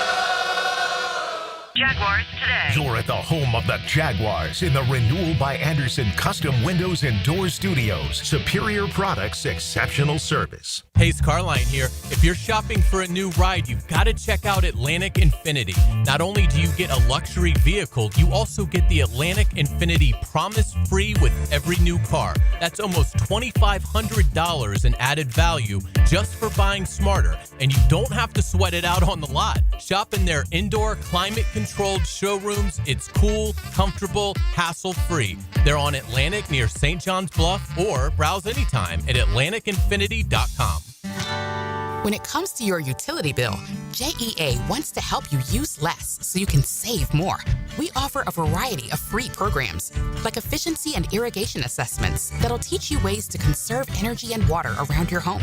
Our alerts will let you know when your utility usage has reached a set amount, and our rebates can help you save when upgrading to more efficient appliances and equipment. Find even more ways to save at JEA.com. It's Work Zone Awareness Week, Florida. Every year, lives are lost in work zones because of speeding and distractions. When you see orange cones, remember, slow down, follow the signs, and stay focused. Workers are counting on you to get home safely, and so are their families. Let's work together to prevent crashes and save lives. A safety reminder from the Florida Department of Transportation. Slow your roll. Safety's the goal. All right, gentlemen, we've trained for this. We've battled the elements. But if there's one thing we can't afford, it's letting the heat take us out before the big game. But, Coach, the AC at my house is busted. I barely got any sleep last night. Well, Johnson, you should have called Cool Cats Heating and Cooling. They're the real MVPs. Now let's cue the cool music. Cool Cats Heating and Cooling. The coolest cats in town. Are you looking for a place to outfit your truck or van? It's Catlin Truck Accessories. For 105 years and 4 generations, Catlin is the name you can count on. This is Keith Catlin, and we know trucks and vans too. From Lear toppers, ladder racks, van shelving, strobe lighting, rolling lot bed covers, and everything in between. If you want quality products and great customer service, there's only one name. It's Catlin. Who can you count on? Count on Catlin. For 105 years, you can count on Catlin. It's about the hunt. Captain Kevin Favor here with Captain Kirk and Jeff Lageman. We take you from the water to the wood. On the Nimnicht Outdoors Show. Presented by Duck Duck Rooter Plumbing, Septic and Air Conditioning. Let's go to the woods, y'all. Saturday mornings from 7 to 10 on 1010XL. Hi, I'm Sean Monahan from Monahan Jewelers in Atlantic Beach. Since 1977, we've been Jacksonville's local family jeweler with a beautiful selection of fine jewelry and certified diamonds. But we're also Jacksonville's leading buyer of gold and silver and diamonds from the public. Gold has recently hit an all-time high at almost $3,000 per ounce. Pay bills, buy something fun. Now is the time to sell your gold for cash and get top dollar, or trade it in for a new piece and get even more value at Monahan Jewelers in Atlantic Beach. Maxed out on credit cards, struggling with high interest debt? you could pay it all off in days with Loan Pronto's Rapid Equity Loan. Hey, it's Prosser here. Get cash out now without touching your low-rate first mortgage. No appraisals, no waiting, no BS. The Rapid Equity Loan Program at Loan Pronto is amazing. One Loan Pronto client just got $300,000 approved in under 24 hours. They paid off debt, renovated their kitchen, and cut their monthly expenses by $1,800. That's a huge turnaround. Instant approvals, low rates, no hard credit pull up front. That's Loan Pronto. Listen, your home equity is yours. Use it. Get cash to consolidate your debt down to one easy, low monthly payment. Call Loan Pronto now for a free instant appraisal for your home and see how much cash you can get today. Loan Pronto is an A-plus rated by the Better Business Bureau and have nearly 2,500 five-star Google reviews. Call now and start the conversation. Go to loanpronto.com or call 999-1508. That's loanpronto.com.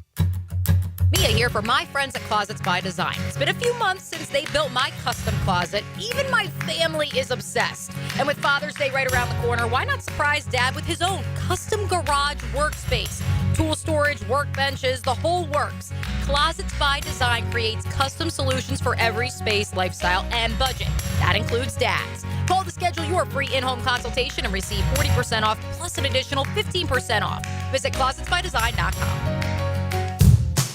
Daly's Dash is not only your Jaguars game day stop, but a great place to grab a meal any day of the week. To honor the Jags and the fans, we've crafted the Duval Sub. The Duval comes with freshly sliced turkey, ham, melted cheddar, and habanero jack cheese, topped with crisp lettuce, fresh tomatoes, and a double portion of our secret sauce, all served on a fresh roll.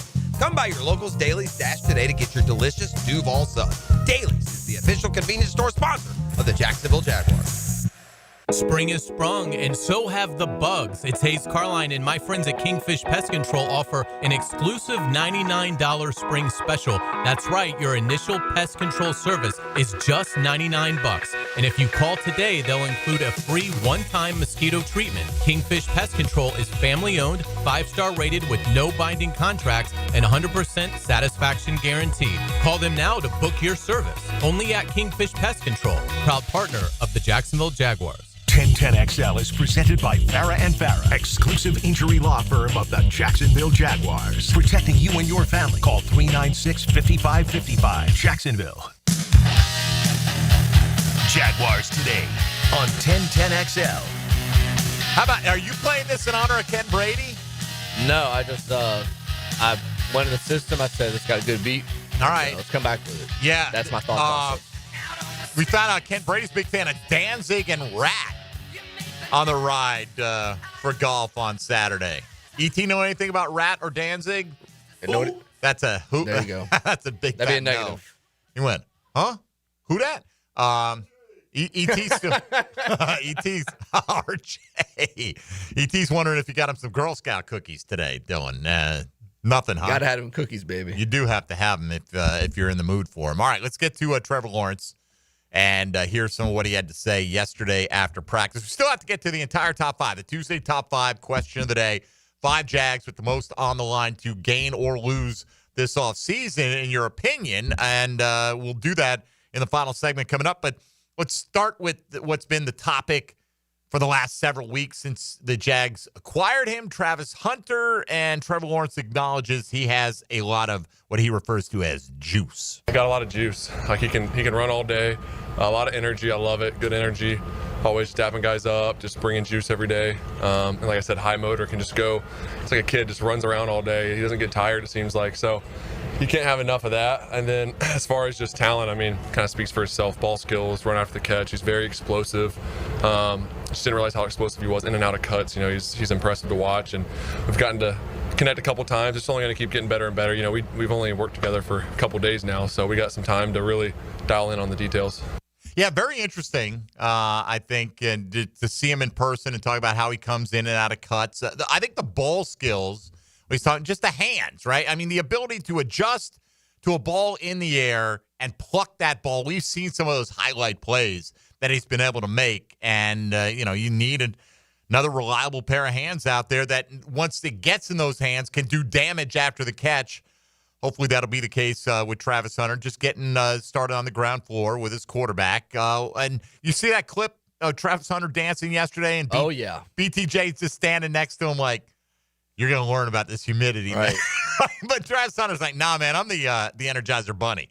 Right? If I can play both ways, and let's not forget, at a mile-high altitude in Boulder, Colorado, I can certainly dance at a May OTA practice. Didn't seem to affect him that much. BTJ, man, you want to talk about a forgotten guy, Dylan, right? I mean, arguably the guy we feel best about on this football team, but has been, understandably, to some degree, overshadowed by the addition of Travis Hunter. He is a Heisman winner and all that, but Brian Thomas Jr.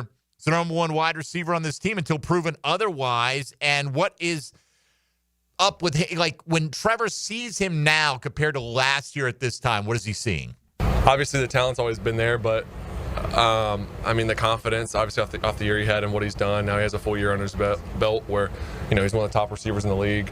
I think my confidence in him, seeing him do his thing for a year now, and just you get that one-on-one, you feel really confident about our guy. So just a lot of confidence in him. He's smart. He's picking up. It's another system he's learning. It's 2 years in, 2 systems, and just been impressed by how he carries himself. The work he puts in, you can tell he studies because he comes in here, he knows his stuff. It's not an easy system to learn, and he's done a really, really nice job. Well, that's the thing. Like, will he get that single coverage? You would think prior to the draft, there's no team out there in the NFL that's going to single cover Brian Thomas Jr. Why would you? They still might not until proven otherwise. But can Travis Hunter be that kind of guy that impacts the gravity of the defense to, kind of move towards his direction, to focus on making, him not be as explosive as he's capable of being? Those guys can feed off of each other, and Trevor Lawrence, in an ideal scenario, could sit back and pick his poison. It's much like Baker Mayfield. He had Evans, he had Godwin, and Evans was on pace for a 1,000-yard season. Godwin was on pace to lead the league in catches last year. That's what he was doing when he got hurt. So I don't know if the Jags offense is going to click like that in the first year with Travis Hunter on board and Liam Cohen running things, but we can hope. What about the chemistry with Brian Thomas Jr.? Does Trevor need to put in some extra time to get that back? Because let's not forget, a lot of the damage that Brian Thomas Jr. did late in the year came with Mac Jones at quarterback. Not a ton. Obviously, just getting back into throwing. I went for a solid 3.5+ months without throwing, just with the shoulder deal. And so starting to throw a little bit before OTAs and then working into it. I feel really good now. I feel like my arm's back in shape. I feel like I'm getting sharper and sharper every day. So I think it was more that than necessarily getting the chemistry back with BT. I felt like we were just starting to get that last season, and obviously went down and we weren't able to finish the year together. But just being able to watch him, even though I wasn't playing, being able to watch his one-on-one reps, the stuff we were doing with him last year, and the situations he was put in and how he was able to adapt and play the slot and move outside and really take advantage of every matchup. I think that also gave me a ton of confidence in seeing, like, this is a guy where you can move him anywhere, you can do anything, and he's going to just find a way to get the ball because he's that good. Let's not forget, Liam Cohen, when hired, said they'll run the offense through Brian Thomas Jr. Things will shift, obviously, as things develop over time, but he's still the playmaker I feel the best about. And I'm super excited. Who's not excited about Travis Hunter? But it's, let's see something. And Brian Thomas Jr. has shown us a 1,200-yard season in a pretty overall dysfunctional Jaguar team and offense last year. What about the system Liam Cohen has brought to Jacksonville? How does Trevor Lawrence feel about it? I really like it. It has a lot of answers. It's great. I mean, it puts a lot on the players. You have to know your stuff, but it gives you all the answers. You don't feel like you're stuck in a play that's not set up for success. It gives us a lot of answers, and we change the presentation a lot. We make a lot of things look the same. There's a whole lot of, without going into too much detail, there's a lot of things that I like about it, and it's definitely unlike any system that I've learned before. So it's been cool to learn and just pick the coach's brain and try to get it down as fast as possible. Do you have it? You have to take a test to pass it? Yeah, I mean, we don't have everything in yet. We build up to that, but from what we have in so far, yeah, I would hope so. That's what I've been working to try to get it all down. I feel good about it. Just got to now take it from knowing it to second nature. To where you don't think about it. You hear the play call, you spit it out, you go play, and you play fast, and you're not thinking about it. That's always kind of the transition when you learn a system. You got to get it down to where you can just react. There is some of that grace you can give a guy, right? It's a new system, but at the same time, man, I mean, this fan base doesn't want to wait too much longer to see the best of Trevor Lawrence, right? He's been in the league now for a good number of years, and Baker Mayfield had become a bit of a journeyman before he landed in Tampa, and Liam Cohen helped elevate his level to a height that he hadn't hit before. So that's the hope and the expectation that comes with being the starting quarterback of the Jacksonville Jaguars now. A couple of bad throws yesterday at practice. What did Trevor think about those? Yeah, I really just sailed one to Travis over the middle. He did a nice job. We had a cross route, had him open, and just sailed it a little bit. And Sav picked that one off. He was behind him. And then the other one, just me and Parker being on the same page at a curl route and trying to throw it away from the zone defender underneath. And we were just a little bit off on what each other was thinking. So that's the time of year where you work that stuff out. Obviously, you never want to have interceptions. You don't want to have balls on the ground. You want to be clean. But on the other hand, it's stuff you want to see the miscommunication or some of that so you can fix it now and not carry that over, later on. So we'll fix that stuff and we'll get cleaned up. All right, well, hopefully they will. And, we'll see more in the weeks ahead of just how sharp this offense gets. Again, it's only the month of May.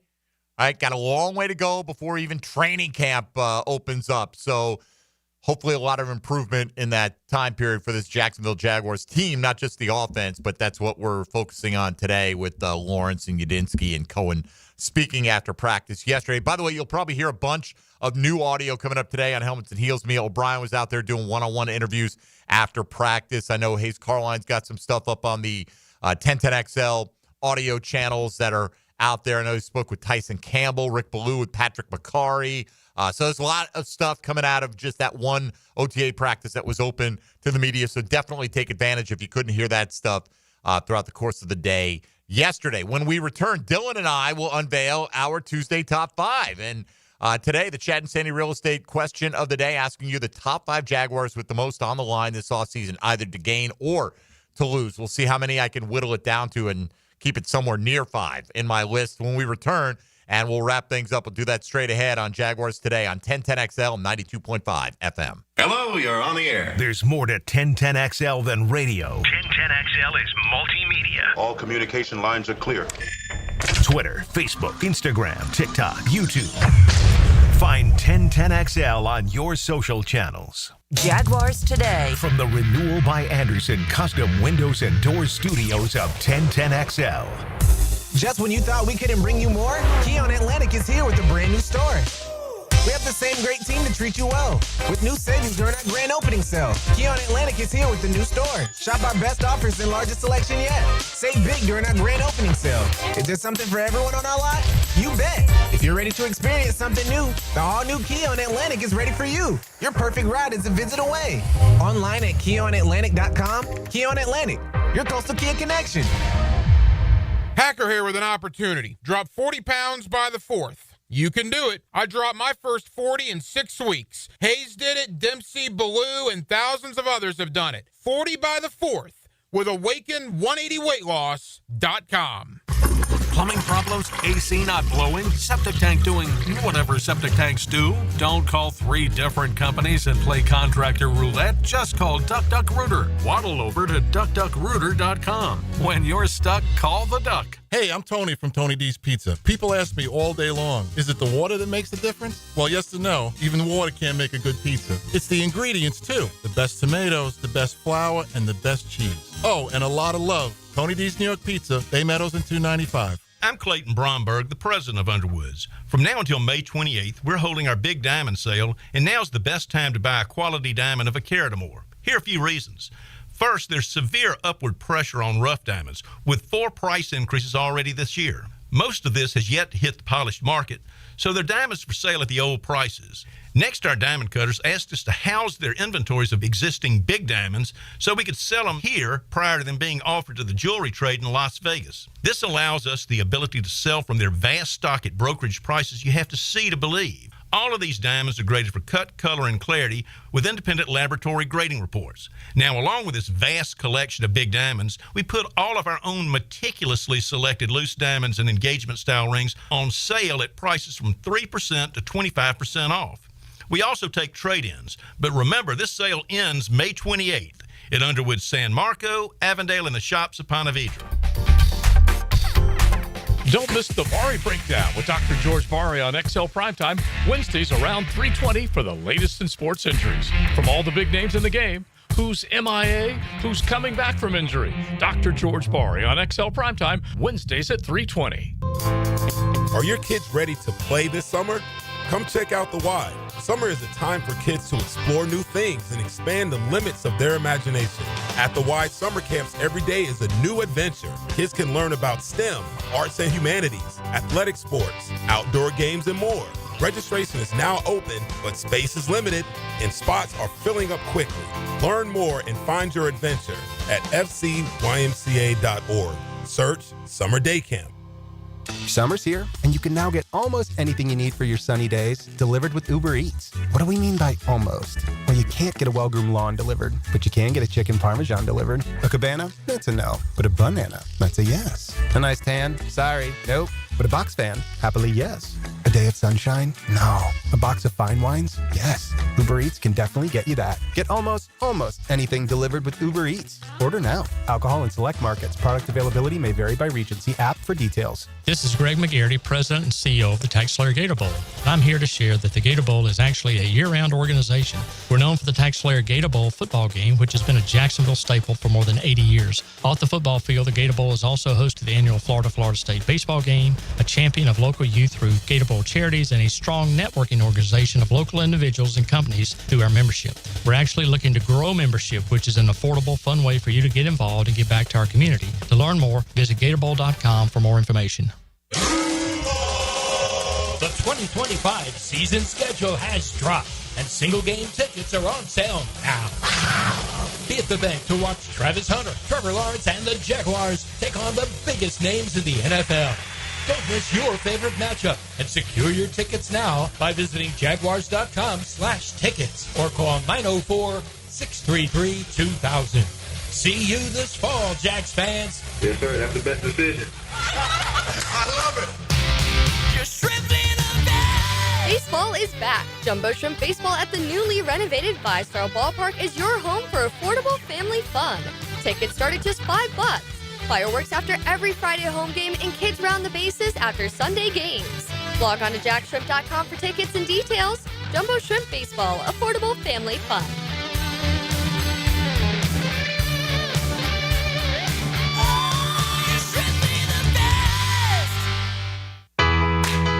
St. Johns County parents, does your kid have energy to burn? Want them to play a sport for their middle school? Sign up today for the St. John's Middle School Athletic Association. Tackle football, dance, and cheerleading. Who doesn't want their kid to be the next NFL quarterback or dance floor diva? You know how fast your kid can go from playing Xbox to practicing their touchdown dance or sideline cheer? Visit sjmsaa.org. sjmsaa.org. 1010XL is presented by Farah & Farah, exclusive injury law firm of the Jacksonville Jaguars. Protecting you and your family. Call 396-5555. Jacksonville. Now, the cool down with Donovan Air Electric and Plumbing. Keeping Jack's cool since 1987. All right, time to take a look at the Chad and Sandy real estate question of the day on Jaguars Today. And we asked you for the Tuesday top 5, looking for 5 players who have the most on the line for the Jacksonville Jaguars this offseason. That means to gain or to lose. And obviously, you know, if there's somebody's got something to gain, it's probably at somebody's expense. So oftentimes these players can be paired up in that regard. So let's see how we did it. Dylan, why don't we make today's entire top 5 the 10-10 take? 10-10 take. Now, Mike Dempsey's 10-10 take is serviced by Ideal Conditions Heating and Air, your go-to local HVAC company. Veteran owned and operated. All right, let's run through. What do we got? Number 5. Yeah, there we go. I got Mason Smith at number 5 here. And obviously he's a guy with something to gain. He's young enough, cheap enough. He's going to be on this football team regardless. But and look, I got him at 5 because I thought he was a big winner in the draft by the Jags not adding any interior defensive linemen to challenge his spot.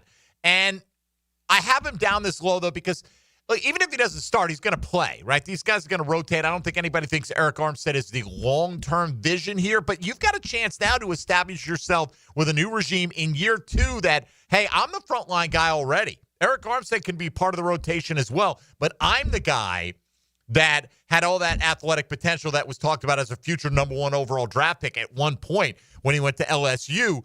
So I think there's a lot to gain for Mason Smith. I don't think it necessarily comes all at Eric Armstead's expense, Dylan. So this is not like a two-parter here. I just think that Mason Smith has a chance to establish himself with a new coaching staff, a ton of athletic potential, and see if he is worthy of being the second-round pick that he was last year. So who do you got at 5? I like that. I will go with one that a lot of people said in the via Twitter and the text line. I'm going to go Devin Lloyd. Okay. Linebacker, new defensive coordinator. What are their plans to use him? Do they move him around on the linebacker position? Do they possibly put him at pass rush? Probably not, but that's always been speculated among fans that could he potentially do that? And I mean, he's been the first round pick a couple of years ago, going into a contract year. Is this the year that we could potentially see something and him be more consistent this year? You know what? Why don't we continue the countdown? Number 4. Because I have Devin Lloyd at 4, right? Just to continue the conversation and the comments that you were making right there. And again, I don't have a direct parallel with him because, his competition could come from a number of guys, right? It could come from Ventrell Miller. It could come from Jack Kaiser. Could Chad Muma play his way into the mix there? But I'm with you. Like, Devin Lloyd doesn't have that financial security of the 5th-year option. So he got first-round money. And, for a lot of people, that could set him up for life if they're smart about it. But he wants that big payday contract. We see where the linebacker deals are going. Fred Warner just got $21 million. He's not on Fred Warner's level. So Devin Lloyd is trying to set himself up for his next contract, whether that happens to be here or somewhere else. You're right. He's a wild card, former collegiate defensive player of the year. He's got a lot of talent. Will Anthony Campanile get the best out of him? So I agree with you that Devin Lloyd has a lot on the line this offseason. Who do you have at number 4? I went Antonio Johnson, guy in the secondary. The secondary among safeties is the big wild card, I think, right now. We all believe that Tyson's going to play on the outside at corner. Jarnian Jones on the outside, Jordan Lewis, the slot corner. Travis Hunter, how are you going to fit him in is going to be a question. And then the safeties, how is it going to work? And Antonio Johnson was the guy, correct me if I'm wrong, Mike, 2 years ago, started 2023 with a couple injuries and then started to play later in the year. Yes. And played well. And that didn't happen last year. I mean, everybody defensively in the back seven, really particularly other than Foye, didn't play well. Can you get back to that form we saw 2 years ago with Coach Campanile and, get back to a good form where you can trust the safety for the Jacksonville Jaguars in 2025. Yeah, I like that call. He's a guy we don't talk a lot about, haven't, because they've added a lot of new pieces. And that's kind of why he is one of those guys with a lot on the line, because he's already been pushed kind of out of mind in some regards. They didn't draft any of these guys except for this year's class, but the Jags as an organization don't have a ton of draft capital invested in Antonio Johnson. He's a talented guy physically. Can he put it all together and make an impact for this team? I like that. I didn't have him in my top 5, but I definitely can see where you're headed with that one. Let's continue on. Number 3. All right, I got the big guy at number 3 here. I got Trevor Lawrence, and a lot of people have him listed at number 1, and I totally understand why. But I think that he has more to gain than he does to lose. Like, I can't see any scenario where Trevor Lawrence is threatened by any quarterback on this roster this year, right? And Nick Mullen's not going to make a run at the starting job. And part of it too, Dylan, is Trevor Lawrence has already been paid. If Trevor hadn't gotten the contract, then he'd probably be number 1. Yeah, a lot of different conversations. Right, and you could say, well, that doesn't matter. That contract can't make him play well. No, but it's nice security, right? And to know that, hey, no matter what, no matter how I perform, I'm still going to be set for life. And he is set for life. So the pressure on him, I think, is as much from the perception of him, because he can't improve his standing. He can't become more of a starter. He's the starter at quarterback. He's the guy that when Liam Cohen and James Gladstone get hired, no, you're going to have to build this team around him for the next several years, hopefully for a lot longer than that as well. And you've got to embrace that. So he doesn't have job status jeopardy, in my opinion. Just doesn't. But at the same time, we want to get him to the point where we feel like he is paying off some of that, I'm going to use the word, quote-unquote, generational type talent that he has flashed at times. He can make some throws that seemingly almost no other quarterback can make, but he also can make some head scratchers, and he's very inconsistent at times. So a lot of room for growth for Trevor Lawrence, but the fact that I don't think his job security is in any jeopardy, his long-term financial future is certainly not in jeopardy.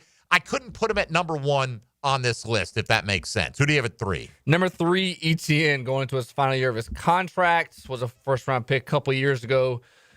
We all believe that Tank has been leaning toward being more of the guy, and then they doubled down, and the front office got two running backs in the draft. I will say this about ETN. If you look at really good running backs last couple of years, Derrick Henry, Josh Jacobs, and I'm not saying that ETN are these guys.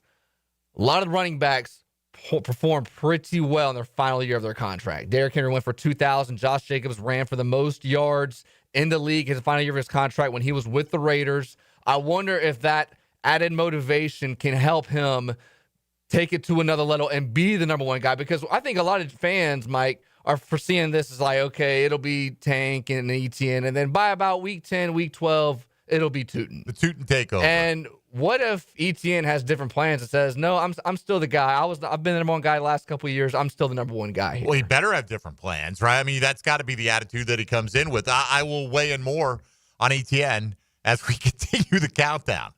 Number 2. All right, but not yet. Okay. That tells you where I prioritize him on guys with something on the line this offseason.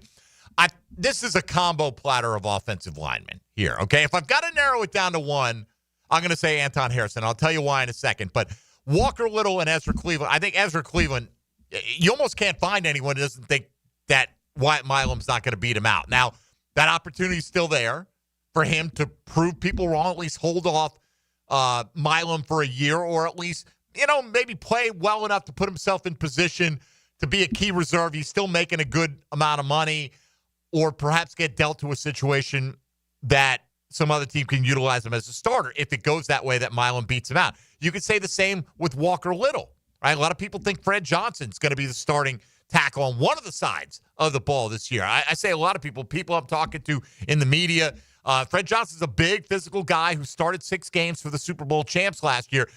Well, Walker Little got his extension too. Anton Harrison doesn't have that financial safety net like these other guys have, Dylan. He's not even at the point where they can pick up his 5th-year option. Anton Harrison has a chance to rewrite his entire narrative here as a Jacksonville Jaguar. It's more prestigious to be the left tackle than the right tackle. I don't know if that matters that much to him, but he has a chance to maybe compete for that.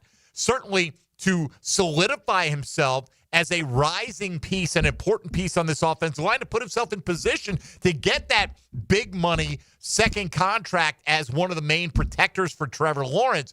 I think there's a lot on the line. If Anton Harrison had already signed a contract like Walker Little and Ezra Cleveland, I feel like there would be a little bit less pressure on him to prove himself, but I think there are a lot of scenarios. I think he'll be a starter at one of the tackle spots, but I can't say that with 100% certainty. I asked Hayes Carline yesterday. He put it at 80%, which was, put Walker Little at 51%. He had Ezra Cleveland at 7%, by the way.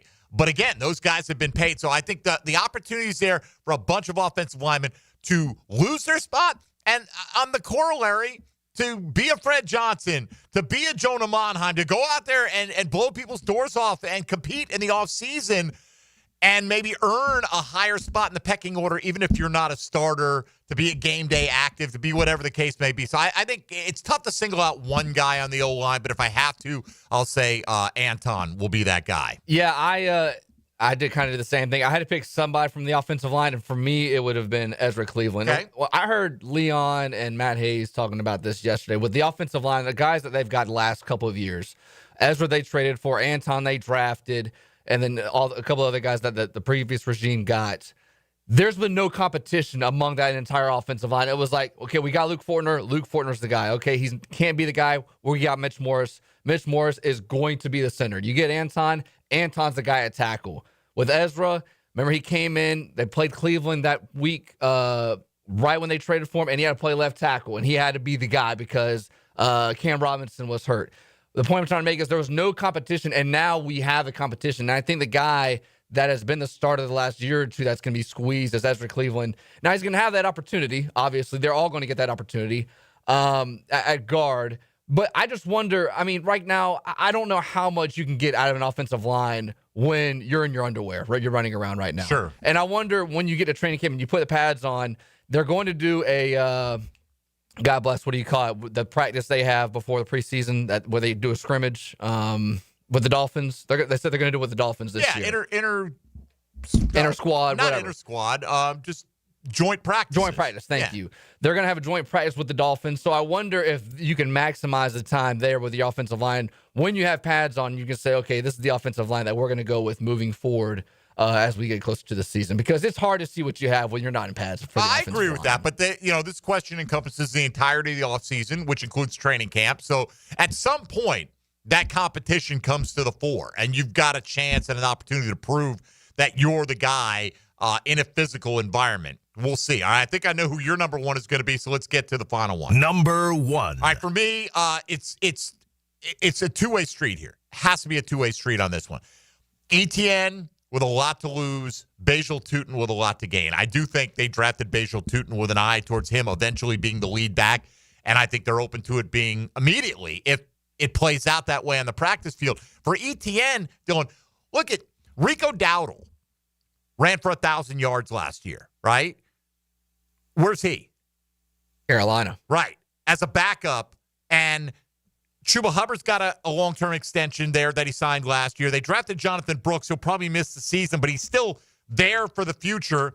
And then they brought in Trevor Etienne as well. So a 1,000-yard runner doesn't mean necessarily anything in the National Football League. You're not guaranteed a starting spot. If you lose your job to a fourth-round rookie, what does the future hold for Travis Etienne? I'm not sure. I'm sure he would hook on with a team, but he has a chance to go out there and be the frontline guy in the Liam Cohen offense, which could mean a big contract extension here or elsewhere, or he has a chance to lose his job outright, at least as the lead guy. So that's who I've got at the top. That pair of Etienne and Tutin. Yours is? Trevor Lawrence. Had to be. I think this is the season where there's no more excuses. The last 2 to 3 years, it's been the coaching or the play caller or the offensive line hasn't had protection for him, the run game, the lack of playmakers. I mean, they got how many guys in free agency to play the offensive line this year? They got a guard in the third round. They got a receiver in the first round, a running back in the fourth round, another running back in the seventh round. I feel like this offseason has been primarily around Trevor Lawrence. And all the questions that we have, and we always say, whatever we want about Trevor, and then it always follows up with and but. I think we're going to get rid of the but, and we're just going to see exactly who he is this year. And a year from now, I think we're going to know, and we're not going to have as many questions, I think, as we do right now. I hope you're right. But really, the reason I didn't put him at one compared to Etienne, like if Etienne has a bad offseason or gets beat out, his immediate future is uncertain. He might not be on this team, and then it really opens up a can of worms. If Trevor Lawrence has an offseason that has us going, I'm not sure, he's still going to have a chance to redeem himself because he's going to be the starting quarterback. And if he plays well when it really matters, nobody's going to care what he did in May, June, July, etc. But not everyone's going to agree with that. We got a bunch of submissions today. We'll try to look back tomorrow on some of the ones you put in for the top five. Maybe do put a list together of the guys that get the most votes and see how you felt about that. But right now, our time is up. So let's welcome in Helmets and Heels. Now, the 2-minute drill. Serviced by Cool Cats Heating and Cooling. Locally owned and operated. We're your neighbors. CoolCatsJacks.com. The coolest cats in town. Hello, Lauren Brooks. Hello, Mike Dempsey. How are you? I'm great, thanks. How are you? Good. Nice to see you out yesterday and with the whole crew back together for Helmets and Heels. Yes, it was a lovely day for the golf tournament. Coastal Equipment Guggen Open. So I was able to squeeze in about 90 minutes of practice yesterday. Very hot, very sweaty, and very not super crisp on offense, but so be it. It is what it is. What are you guys getting into today? Well, you heard Grant Udinski say, you have to come with a growth mindset. So they want the players at times to fail, not necessarily fail, but they want to be putting them in situations that it's going to make them learn something. Don't want to peak in May? Please, dear God, let us not peak in May, please. But yeah, I haven't unfortunately been able to go yet because the first weekend, the rookie minicamp, I was out of town for a family reunion, and then yesterday, obviously doing the show. So I am itching to get out there on Monday, a week from yesterday, and finally get to see Travis Hunter in person. Tuesday. It's Tuesday? I think so. Yeah, that's right. Memorial because Monday's Day. Memorial Day. That's yeah, right. So, yeah, I told I'm off next week, and I'm like, oh yeah. I might go. And actually, now that I you might say go that, anyway. I think Tuesday is during our show. I think it's going to be a Monday that I'm finally able to go. That's what it is. So, yeah, as I've told the ladies, I've had FOMO because normally I'm at everything. But I know you are. I will survive. I also am not peaking in May. In other words, Mike. I've yet to peak, Lauren. If you're waiting for it, it's probably not coming. All right. At this point, I think I am who I am. No, there's still plenty of time. But yeah, the defense, as we always know, to start training camp too, the defense is usually ahead of the offense. So they say, relax. right. If Trevor went out there and ripped them up yesterday, we'd be like, no helmets, no pads, defense, new court, whatever. Right. So, but I would feel better about that than the alternative. I know defense ahead of offense, right? But can we just 1 year have Trevor come out and just drop dimes on everybody for the first day of practice? Well, and I don't know if you played this clip because I know you played a lot, but Trevor discussed how he flipped his stance. Like he's already flipped his stance when it comes to being in the pocket, and so I think that's fascinating. But so because of that, you're thinking more, right? It's almost like he's a rookie again, right? Because it's a new system clearly, but also they've tweaked his mechanics, and I think that's a significant tweak. Okay. You got until September to figure that out because there's no excuse. Baker had to do it, whatever. Yep. I mean, sure. Got to get it now. There's no more this, slow growth. I need exponential growth out of this guy this year. Yeah, what would you say the minimum number of wins for the Jaguars fandom to be? I heard you guys talking about that. Yeah. I don't know. I can't speak for the fandom. Sure. Like for me, I picked them at 8 and 9. Right. So, I mean. I think that's very reasonable. Yeah, 7, 8, 9, and somewhere in that range. There, I see people saying, oh, the floor is 11. I'm like, no, it's not. It really isn't 11. Yeah, I how people get. People get over their skis. Bright-eyed and bushy-tailed until yesterday's OTA, and now they have them winning 5 games. Or less. All right. Hey, look, it's May. We'll find out. Have a great show. Right. Thank you so much. All right. Appreciate it very much. Thanks to Jeff Lageman. Joined us live from the Atlantic Ocean in a kayak today to talk Jaguar football, which was outstanding. For Dylan Denmark, I'm Mike Dempsey. We'll be back at it again tomorrow with the voice of the Jags joining us, Frank Frangie, and plenty more audio coming out of OTA practices as well. Stick around for Helmets and Heels right here on 1010XL and 92.5.